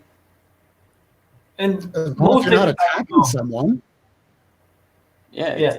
It's really self-awareness and being respectful and Yeah, sometimes I not think having an ego to some extent. When I post something, with caption and all, I'll be like, is this necessary and stuff like that? Am I gonna go too far with this? Well, I'm just, throwing my little 2 cents on what I think about the book or the art and stuff like that. If I feel like, it can lead to a positive conversation, I'm all for it, because ain't nobody on the internet, at least on Instagram within the comic book community, is going to come out and negatively bash me on it, because I know people who are smart enough to say, I understand what you're talking about, but at the same time, I disagree with it. Exactly. It's like when I review comics, I only tag the creators when I write something really positive about it. It's not because I want to get plus points by the people I write something positive about it. But when I write something negative about a comic, I don't want to ruin the day of the artist or anything. It's I'm not holding back when I have something to say, but I'm not going out of my way into by the way, you are the shit or something. I'll gladly say that to Rob Liefeld, though. Yeah. Although I do have to bring up that this comic, this Amazing Spider-Man that I read, yes, it does have art by Ryan Stegman, which is pretty damn good. But there was one page that I could clearly tell was by Charlie Adlard. Probably took not much more than 2 hours to throw together by saying, hey, we need this done and quick. and you'll know the panel or the page I'm talking about when you get to it. So I will not want to attack another creator. I will never want to say anything bad on Twitter, because that can probably come back to me 2 hours, 2 days, 2 years later, where my own words will be used against me. So unless I have something nice to say, when I can type it out, I will try not to say anything bad. Exactly. I've said something about Greg Land in the past, because I'm not a big Greg Land fan. You know, his art is tracing. I can't stand the smiley faces on the woman that he put in every single issue. I'm like, I mean, I know he's tracing porn stars for that look, but come on now. I mean, do I need to see a smiley female face every You damn mean time? like Susan Storm when she's about ready to be attacked, and instead of going, "Oh my God," it's more of, I don't want to give a cold face. This is really weird, but you know what I mean. You're just going, Yeah. that is not the look I'd expect if you're about ready to get attacked by Galactus. I once had an online argument with Jimmy Palmiotti when the New 52 with the Harley Quinn comics, because I really back in the day hated what they did to Harley with the New 52, and I was way too emotional back then. And it was like it's like, you're ruining Harley Quinn.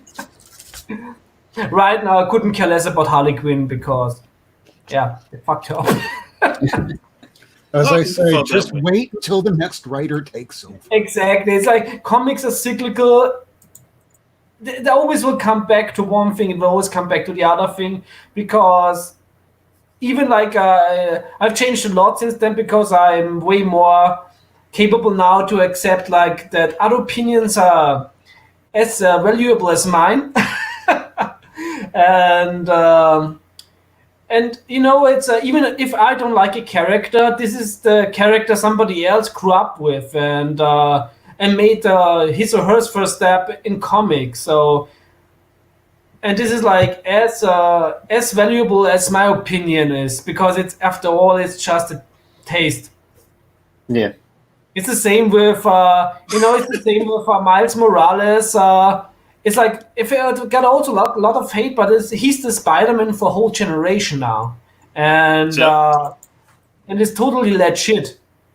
That movie will bring in a whole new generation of artists and writers that we are not even aware that they're down the channel within the next couple of years, and it's all because of that one movie. Yeah. The movie is really not for me. I'm not a fan of the animation style. For me, it was you were a brony, right? Hmm? You were a brony, right? I was a brony. Yeah. Now here's my argument. This is my position. It doesn't matter what I like. It doesn't matter what you like, Javi, Sean. It doesn't matter what any of us likes. It matters what everyone else likes. There are things that are made for certain genres, certain people that, it's not for me. I'm not a brony. I could understand why people like it, but it's not made for me. Exactly. But because it's not made for me doesn't mean I should go, that's crap, because then I'm reminded of my old in-law that hated Harry Potter because it was evil and satanic. And it's like, bitch, have you ever read it? No. Then how can you say this? Unless you've read it to actually give a decent critique, to have some basis of comparison. I'm not going to criticize something if A, I haven't read it, and B, if it's not really made for me. I'll answer G-Back's question right here, because I do like some of Greg Land's art, and I'll even go as far to say, like, I like some of Rob Liefeld's art. I'm the type of person who, like, doesn't really dislike things. I always try and find like something good, even if it's, generally bad. But if someone's bashing you or blasting you because you like something, then it's probably something that's going on, like, within them, that they want to, blast you. That's some problem, because it's the same with the Tom Kim Batman one.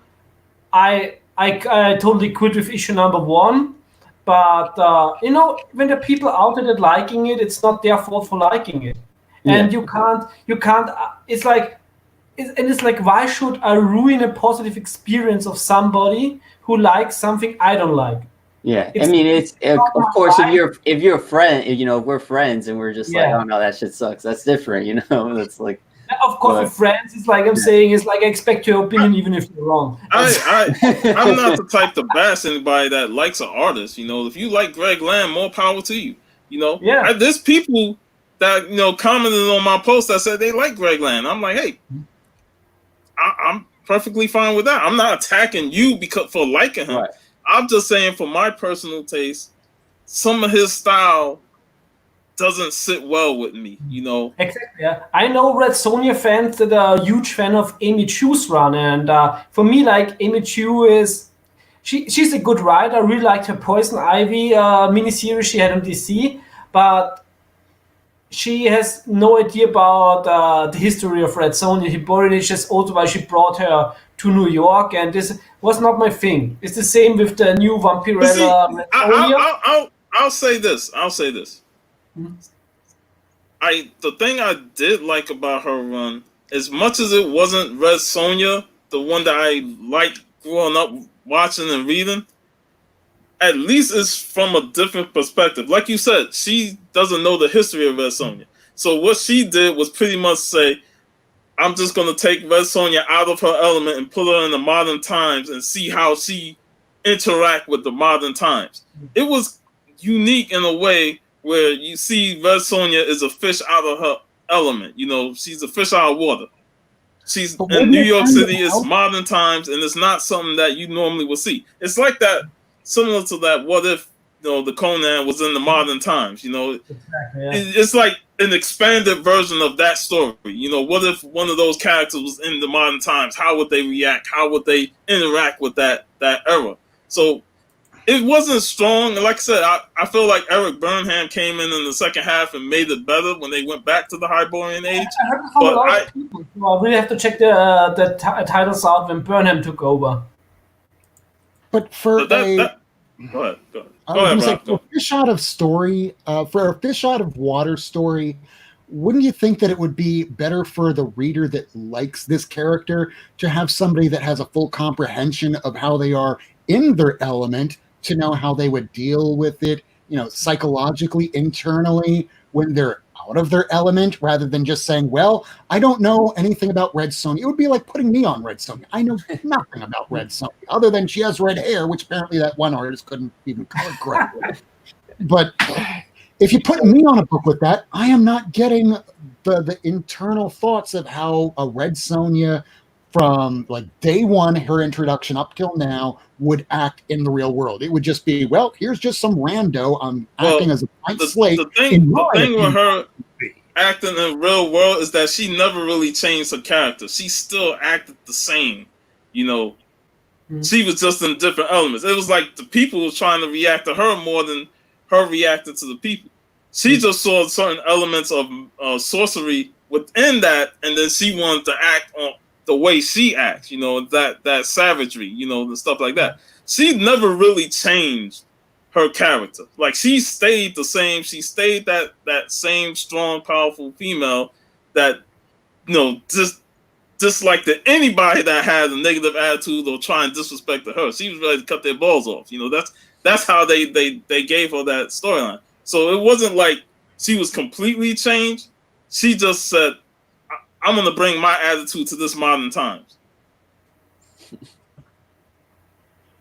Boost Cast, what's going on? It's also funny because I know back in the days I was quite like, no, they're totally ruining like Red Sonja for me. And I still have the opinion that the main title of a character should always be true to the source material.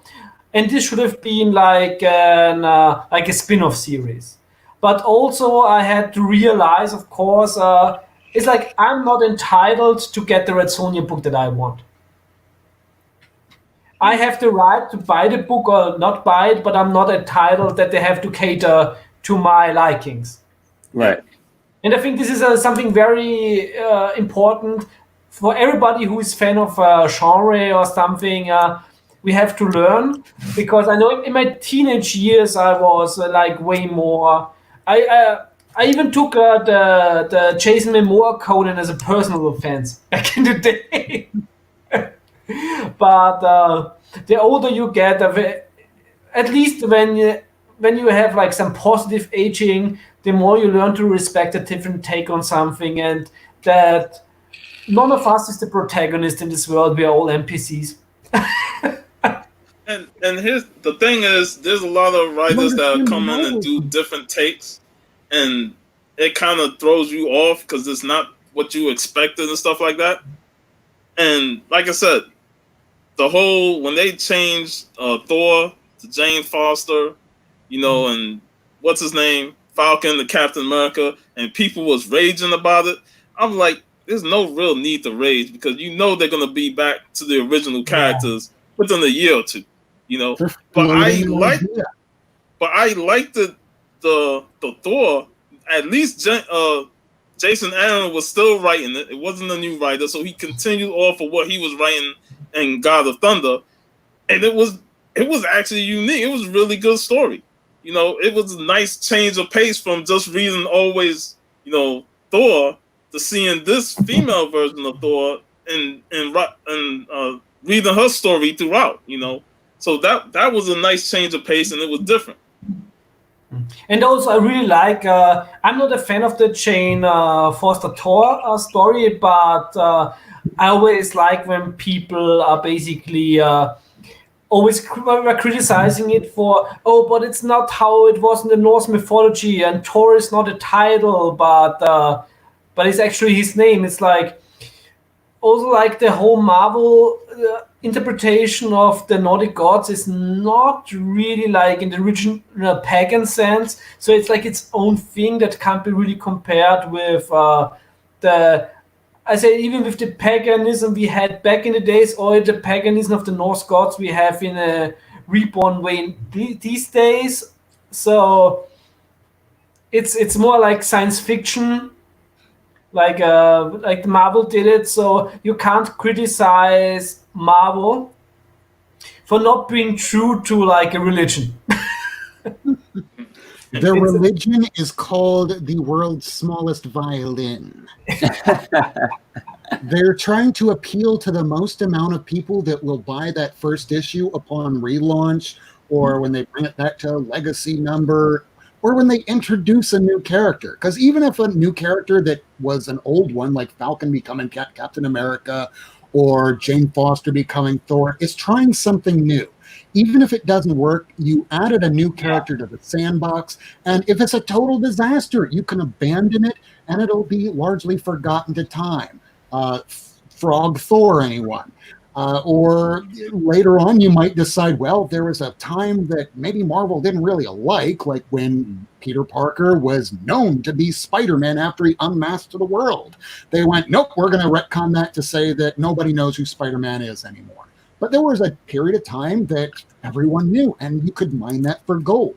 Just like Jane Foster is Thor. There's a limited amount of issues where she was Thor.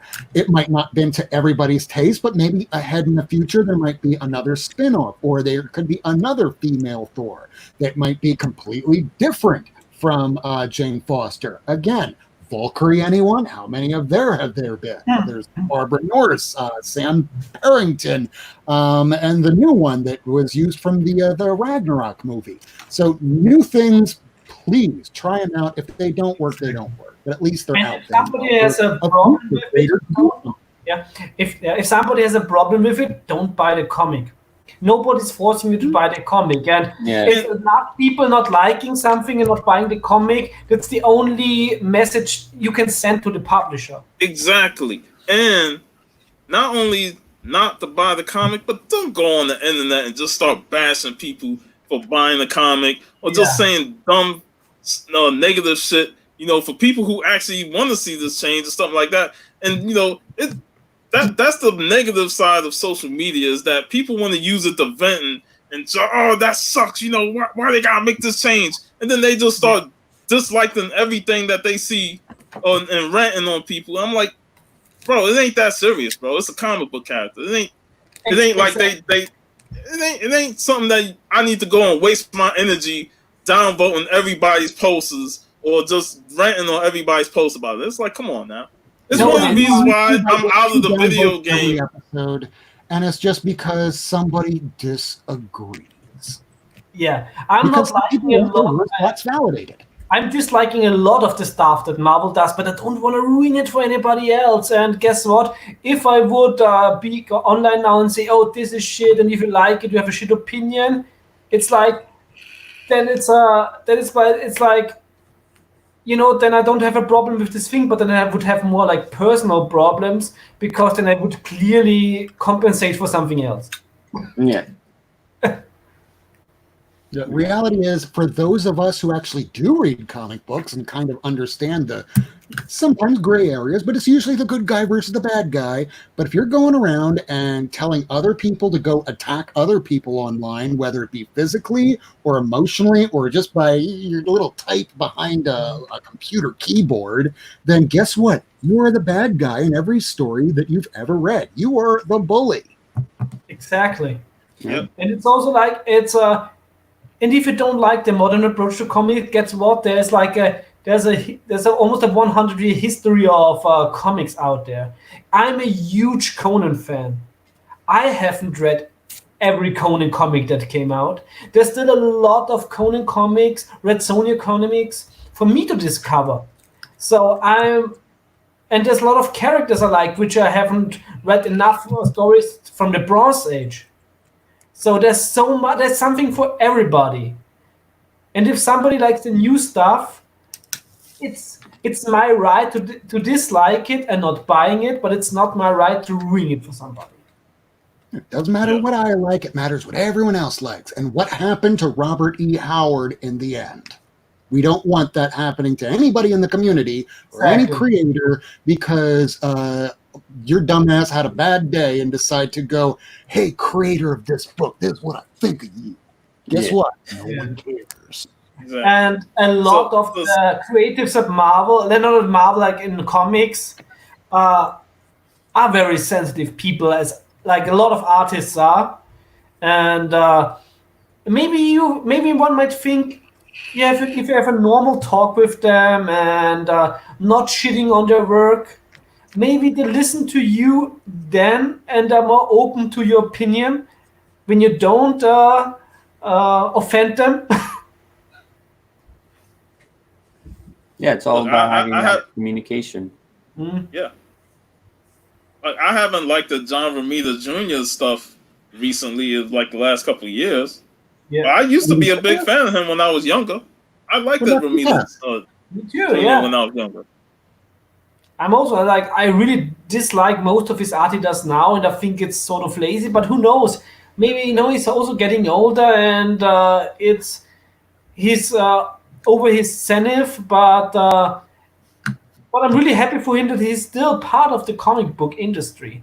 So because of course his name has a legacy to it, not only because of his father, but also he carved out his own legacy. Mm-hmm.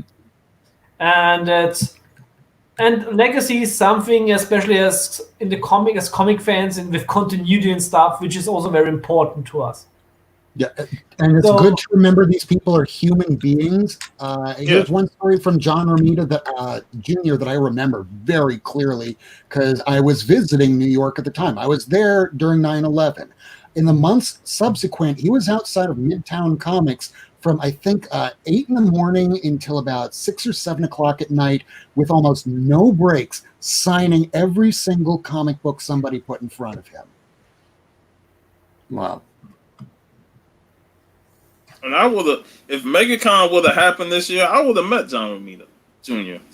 I met his dad, so it only makes sense for me to meet him. Exactly. And share that story. Now you can share that story with him, and you'll probably be humbled by that, man. Yeah. And when you go there, you don't say, "Oh, I don't like your recent art," but rather you praise like the time you really enjoyed his art. Yeah. Yeah, and also in the end, it's about controlling your own narrative. That's why go back and watch the Police Academy movie, Police Academy 3. Not a great movie, but there's one scene. I like the Police Academy movies, man. I think in the pandemic. 1 through 6 I can watch. That 7th one I never watched. I recently rewatched all of them. Well, there's a scene in it when you have Detective Mauser asking Detective or Sergeant Mahoney, it's like, has anybody ever told you you're a miscreantic little asshole? And he goes, nobody has opinion that has any value to me. It's like, wow, that was a nice, mind-blowing statement to make. Has anybody ever told you this? Like, nobody's opinion that has any value to me. Yeah. It's like, I wish people could be that way, but ultimately, I see the news stories every couple months or so of like this Japanese wrestler. I can't remember her name because I'm not good with it, but she wound up killing herself because of social media stuff. And you control your own narrative. But in the end, we're all just normal people, and if that is that one person that downvotes, or that one person that calls us, fat or lazy or something racist or nasty or just rude, we're not going to listen to those 1,000 people that go, "You produce a lot of great content. Thank you for what you do." You're going to focus on that one person, and maybe it's that bad day or a series of bad days, and it's that one thing to put you over the edge. Don't be that person. Yep. Don't be that person. Yeah. It's interesting you brought up Police Academy 3 as the reference, man. Hey, I'll pull weird pop culture references out of thin air. Oh, man.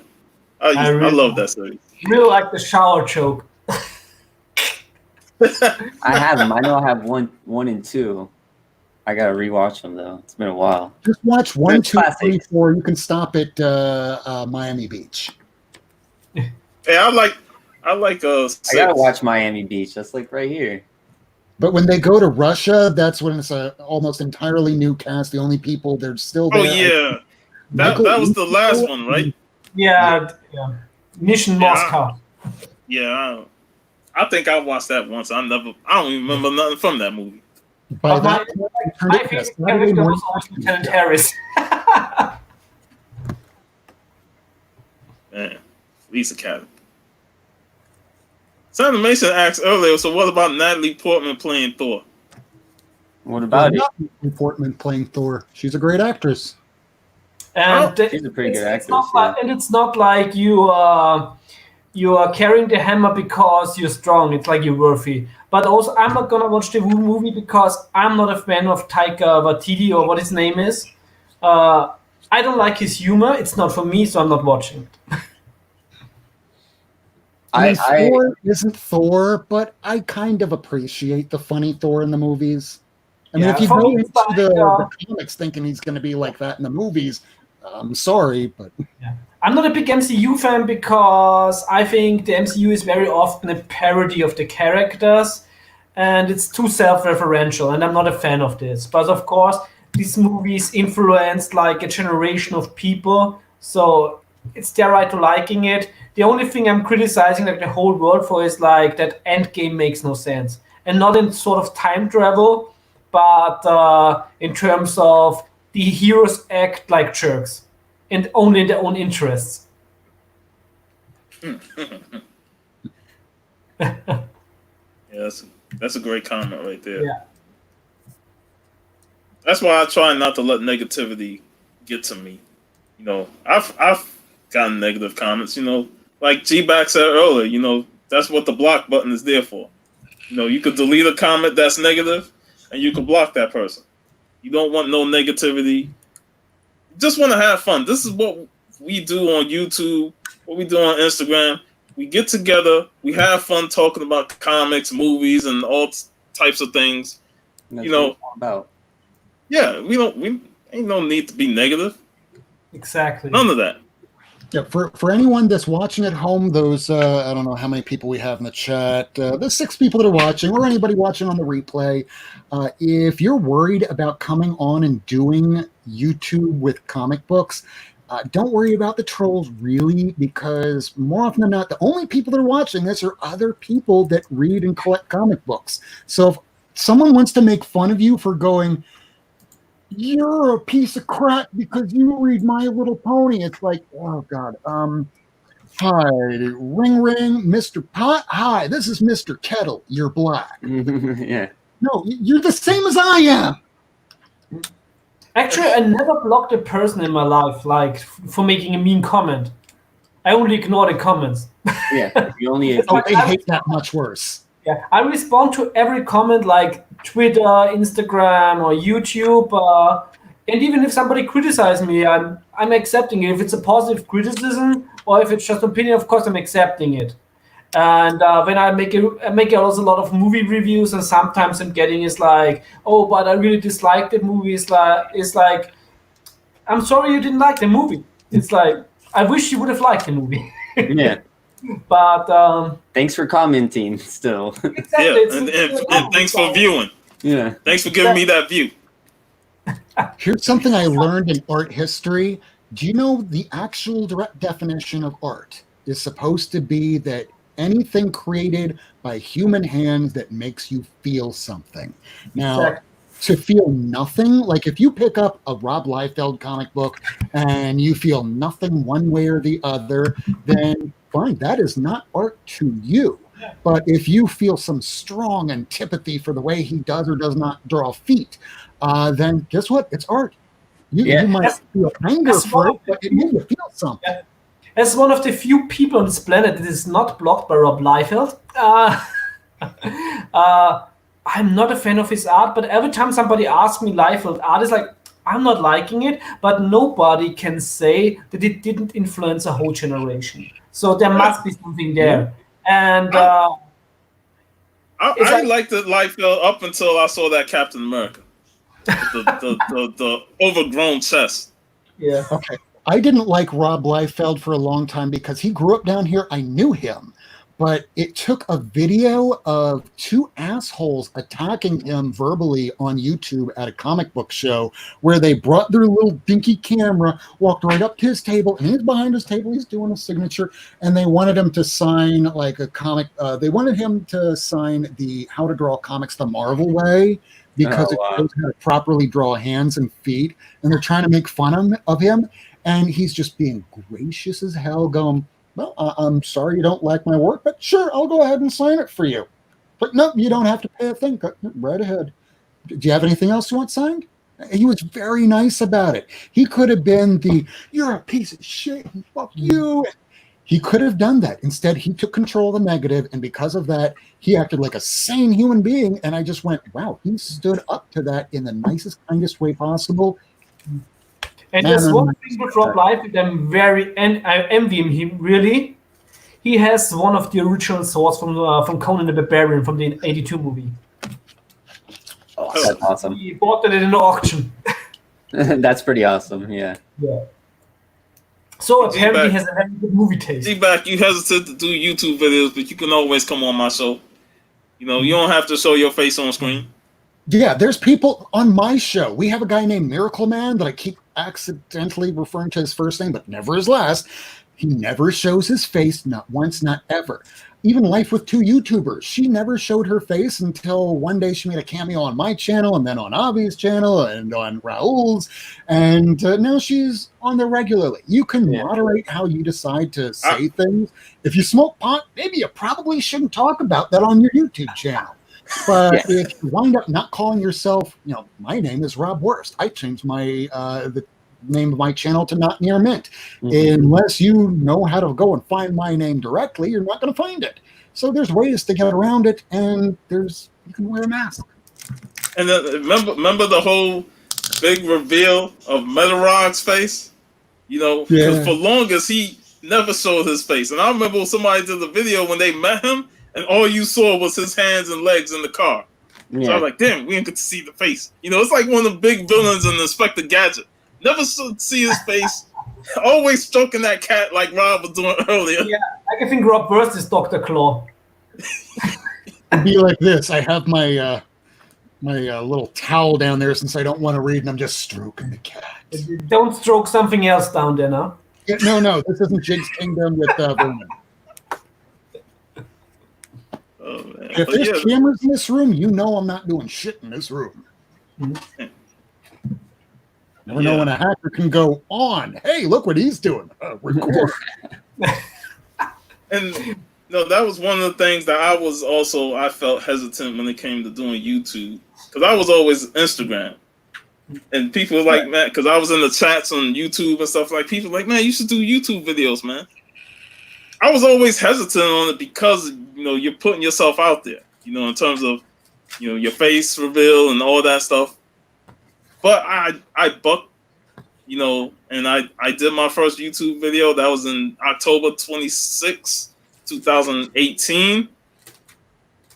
And look where I'm at now, I'm just sitting along for the ride and enjoying myself. I enjoy getting together with you guys and talking comics and all the other nostalgia things that we talk about, I mean, shoot, we did a whole episode on Saturday morning cartoons, and that was a blast. We could just get together and talk about anything. Yeah. And as long as we're having fun, that's what makes the shows great. I love watching YouTube comic book guys and girls get together and just have great shows. That's what makes this community so awesome. And all the AOKs, the giveaways and stuff like that. It's all fun.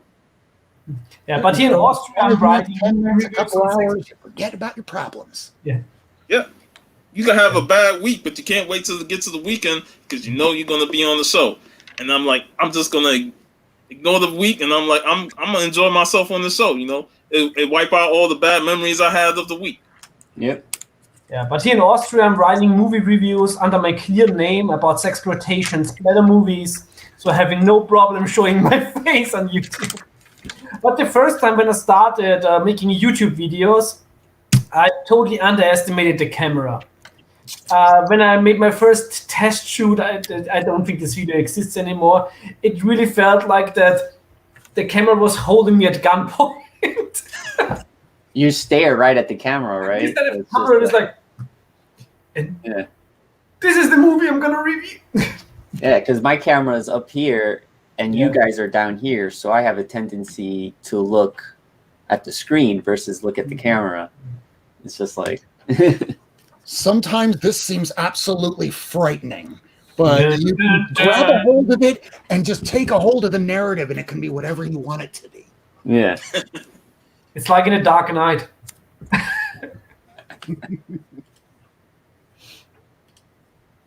Yeah, but it's a blast. It's always a blast to get on here and talk to people, and it's all similar interests, and that there's always that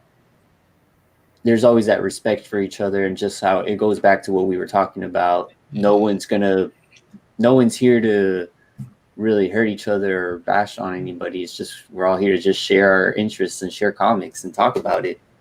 And the fun thing is, like, it's my first live stream with Rob, but I feel like it's the 1000 because I'm always watching the Not Near Min show. And I see you all the time on my Twitter, on my Instagram, so I know who you are. I even know how to pronounce your name properly. Ferengi and Vigilante. I can't even pronounce Bill Sienkiewicz, whatever's properly, but I can pronounce your names. Perfect. But at least I like, it's very interesting, especially with a lot of artists that have European names that come from Europe and from the Slavic area. Like, it's always funny, like, to hear somebody pronouncing the names. The basketball names from Europe, man. Well, I remember when Dirk Nowitzki came out, I was like, how you say that? Nowitzki, Peja Stojakovic, and Oder auch Arnold Schwarzenegger. That's like the most iconic of those. Which basically means like black harvester, or like black harvest, because Schwarz means black, and Egger, it's like from Ecke is like the harvest, the corn. Black harvest. Yeah. That's so bad. My name is worst, which is just worst. I remember my dad saying, Rob, you're going to have to be the smartest person in the room, so you're going to always have to study, you're always going to have to try harder, and no matter what, people are still going to think you're the worst. Dun, dun, dun. Like, thanks, Dad. Jesus. Yeah. Thanks for the pep talk. I'm ready for school now. Now, the same dad that told me to climb a tree, I'll catch you. And then it's like, okay. Jump. I can't complain. My dad loved reading Marvel comics, so I'm named after Thor. So Thorsten. Thor for short. Yeah, but which is really funny because usually, like in that area, you might think it's a tradition. He named me traditionally after a Germanic god, but actually he read the Marvel comics and really liked. See, that's a great thing, though. You know, the fact that your dad loved the Marvel comics and actually named you after a character. You know, Yeah.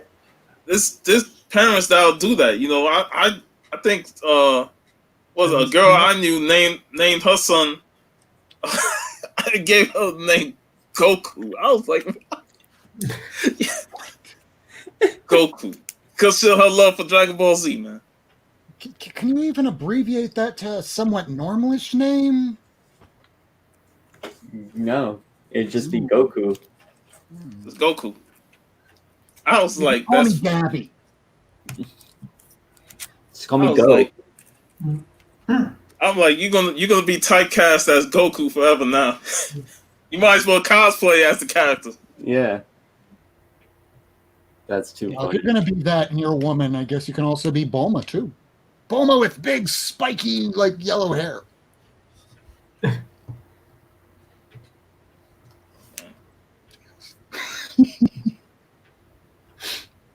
So, anything else y'all want to talk about? else. And so, like, I have so many comics on pre-order because it's always, of course, I'm getting my delivery once a month, and now the comics are slowly coming back. And I was so let's say the comics for last week came this week with already the new comics. So apparently, at least the distribution between the continent is working again. But yeah, it's I have to this from pre-order. But it's always like it's very hard when you already like see you having the Red Sonja number 15 in hands. And it's like I want to read it and I still have to wait. Yeah. Yeah. And the most horrible thing is, horrible thing, like in terms of first world problems, horrible things, is when because I'm getting it once a month, is when I order or when a comic comes out exactly after I got my last delivery and I have to wait 1 month. And this is mostly Conan from Marvel, which still not has a date by now, I think, to come back. Like I know they haven't canceled Conan, but they don't have a date so far. Date. Yeah, it's funny, looking at the solicitations. Like certain Next books week doesn't is have going to be dates. trades only. Yeah, that was weird. They talked about that on the Omni Bros. I was like, yeah, Marvel got trades only, man. Yeah, it's going to be off and on. 1 week comics, 1 week trades. 1 week comics, 1 week trades. I guess this way we kind of catch up a little bit. But there's going to be, DC and Marvel. Hey, I spent $50 this week. Hey, next week is DC. Shit, I paid like $12. I came out for 3 comics, really? But everyone's going to run up for this.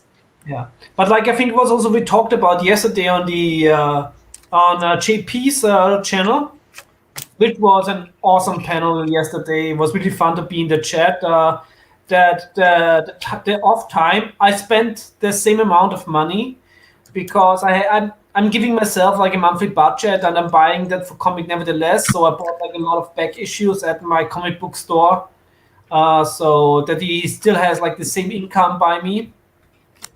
But in the time, there were some books I totally missed, like Masters of the Multiverse, Red Sonja, Conan, obviously. And then there were like other books, like I said, like Strike Force or like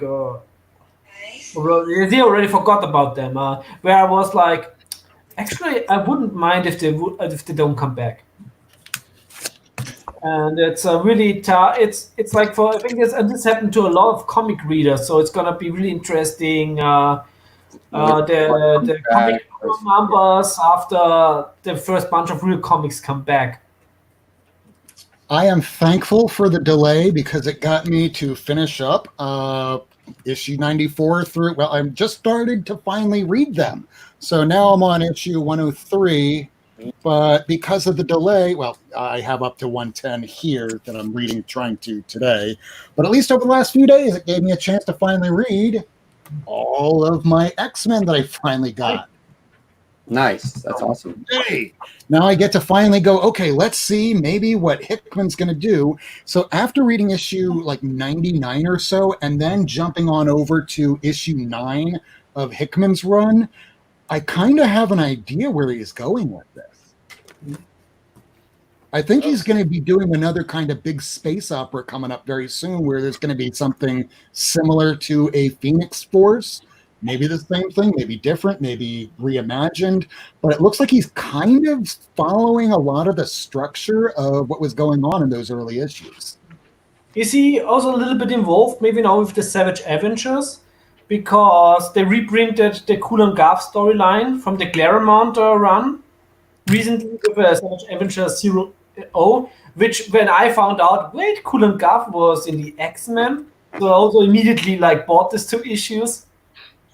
Only to find out that the Red Sonja, one of the Red Sonja issues was by Romita Jr. homage to himself from the Conan Garth. Yeah, that was awesome, man. Yeah, it's really crazy sometimes. There's like I said, we all know comics, and yet we still discover new stuff every day. There's so much of these books which one person alive can never experience. Yep, like Lady Fantastic with Frank Miller. This is one of the things that I loved hearing from Bill Nye. Every single person you will ever meet in your life will know something that you don't. So keep learning, have that intellectual curiosity, and as long as you have intellectual curiosity, you could live for damn near forever. Second you stop caring about what happens next or learning some new stuff, you're just slowly dying, lumbering towards an inevitable death. Like, I'm getting killed off in a tarot comic, I'm gonna live forever.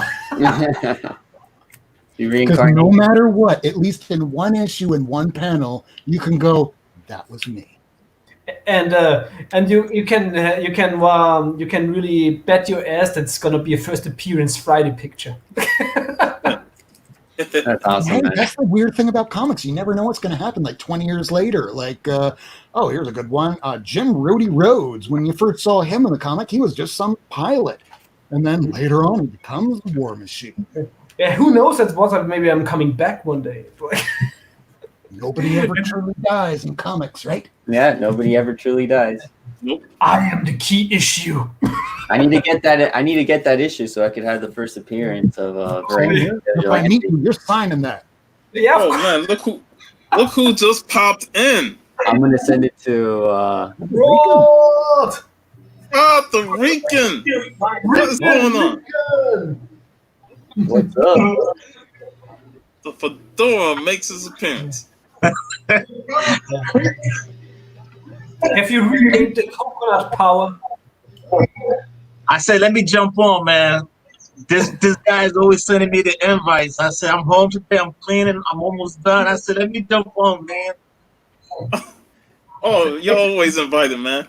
Yeah, and you're having more Conan comics than Rob, and he's awesome guest here. Plus you're showing the guns too, man. Yo, don't look at the guns, baby. What's going on, Rod? Chilling, man. Chilling, dude. I love you guys, man. I watch you guys every Saturday. If I'm not watching, I'm listening, man. I'm always busy on the Saturdays. Well, you're doing a very important work, and you really have all the right to chill. Yeah, man. Shout out to you, man, for your amazing content.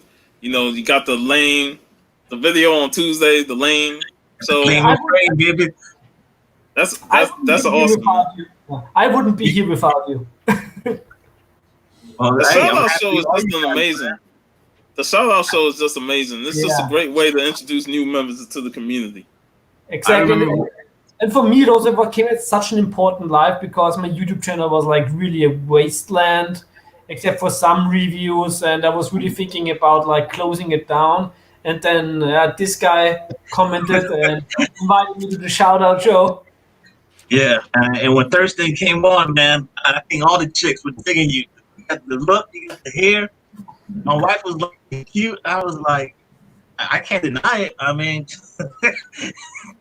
but yeah, man, all you guys rock. I like watching you guys. There's a reason why in the US they still like to portray us as the villains because we're the slickest. And then every time I watch Rob Works, man, that room, I swear, every time I see it, I just shake my head. I just like, that thing is epic, dude. Thank you. That You room know, for is. the longest time, Rod, I thought that you hated me because back when I first started up my channel, I was working like 60, 80 hours a week, and I was trying to do this little show on Wednesday before I had Lady Fantastic or Comics on the Mind or Miracle Man on the show. And I was trying to throw this stuff together like over the course of a week. Sometimes I'd have more time than others. And then like as Wednesday would come, I'm like writing to different people, and then I'm going, wait, did I write this here? Wait, where did I post that? Oh shit, I posted it on his page. Going, oh no, I stepped on his toes. Rob Rob was always texting me asking for, what should I do? We were going. It was like every night, man, just going back and forth. Man, I'm cool with you, bro. I'm cool with you, man. You do not disrespect the Rod. That was what I was always worrying about: stepping on other people's toes or pissing people off or trying to do things underhand. I was always concerned I was going to screw up and have everybody hate me. But I've never witnessed such a positive community as this one. And that's the thing. There's nothing to worry about. And here's the other thing. All this shit that's behind me, sorry, some of it is. It doesn't matter what's behind you. Last night on JP's show, you had Matt, the boy who had 7. And you know what was behind him? Nothing. It was a blank white 9.8 eggshell white wall. Yep. He's in a little corner. About comics, that's all that matters. Yeah. And then when I look at Javi's background, I just want to be like, oh, meditate, That's right. man. That's right. Wearing a I feel temple like gear. he's when I see his background, man. Yeah, that's before the human sacrifices start. Bro, I remember when I showed up on Silver Age Sunday. Oh, I showed up on Silver Age Sunday. You was like, what? I was running around. I was like, what the hell? They got Steve Falk there. And then he was like, yo, you was booking me. You was booking me for the shout out. I think I really have to revisit the shout out show where I was on Rod's channel, because that was my first live stream and I think I was nervous as fuck. I was nervous yeah. too, man. I think we were all nervous going on there. But once you get comfortable, it's a blast. Yeah. I don't think Robert came on. I got to get Robert to come on. I did, right at the very beginning. That was when I didn't realize, dude, I'm a court reporter. I should know to wait your turn to talk instead of trying to talk over everybody, which sometimes happens when everyone gets really excited about stuff. Yeah, but yeah. Watching it on like a view, it just sounds like. But see, everybody of us nervous as a porn actress by her first shoot. Dude, I'm nervous, man. I'm nervous now just hanging out with you guys. My hands are shaking. Just remember, nothing matters, and 20 years after we're dead, very few people will remember us, and after 100 years, it'll have been many decades since the last person on Earth spoke our names. Just have fun. Only people watching are other comic book people like us. That's it, man. That's it. I'm very sure in 1,000 years somebody's digging up the Tarot 122 and be like, Is And that Rob, Very right? good. No, man. The year 3085, somebody could hit the accidental delete button and erase the entire 21st century. Oh, he's got a Conan book too. I wanted to show that to you guys. nice. That's number 8. I got this. I made a video. A1 Comics sent me a mystery box because I gave them a shout out, and he just sent me a bunch of books. But I knew Van Reggie liked this one. We lost what's going on here. Awesome, bro. See, that's the thing. We were talking earlier about how great this community is, and the AOKs, giveaways, and mystery boxes. But the fact that he was happy that you gave him a shout out, and he sent you a box. That was awesome, man. That shows you how grateful this community is, and how much we enjoy each other's company. Our love for comic books really makes us much more of a bigger community than what it already is. Well, he's not. His store is closed, obviously, because he's out there in California. So he's been doing a lot of Instagram sales and doing these auctions and stuff like that. So I sent him a message. I said, I want to actually just give you a shout out. Maybe more people will watch you on Instagram and buy some books. And that's what I did. And then he just sends me an email. He goes, reach out to this person and tell them that I sent you. I want to send you something. And I said, just put whatever. I don't care. And he doing that. He doing some fire books too. Damn, that's awesome. Yeah. Yeah. I gotta show you. That's amazing stuff right there. Yeah, that's really awesome, man. You see, I got some books in front of me. Look at this Supergirl. Oh man, some Bronze Age Supergirl. That's really nice. I love the cover. Look at that chick, man. She's like, no, he's all in their throat, man. So, yeah, that's badass. Awesome, man. But yeah, you do great things, Rob, for the community. Your shout out show was amazing. Your coast to coast, awesome. I hope Jeffrey Comic Con can come back eventually because Yeah, he he's is. missing. Steve. Yeah, he's coming back. Steve. So I just wanted to jump on and say hello. You guys are awesome. Yeah, I love this show, man. Keep it going, man. Don't stop. Keep being consistent. I We love you, Rob. And then if y'all want to jump on later on tonight, I'm just gonna just talk about whatever I want to talk about. What you got in your collection, like what your collection consists of. So Nice. yeah, Marvel guys, DC fans, I'm just curious. So I just want to hang out. Also, with since Oh geez, with, look at this guy. in the time when no new comics came out, I finally had the money. Oh man. I'm just circling the camera around. Oh wait, hold up. That is organized. That is organized. Yep, comics up there too. And right back to me, but I don't want to pull the cord out, so and right back to my scary face. Wee. All right, so yeah, man, if y'all want to jump on, let me know. For sure. All right, man. Sounds good, All man. right, take care, guys. All right, Take care. I'll see you around, Rob. Send me an invite, I'll be there. All right, man.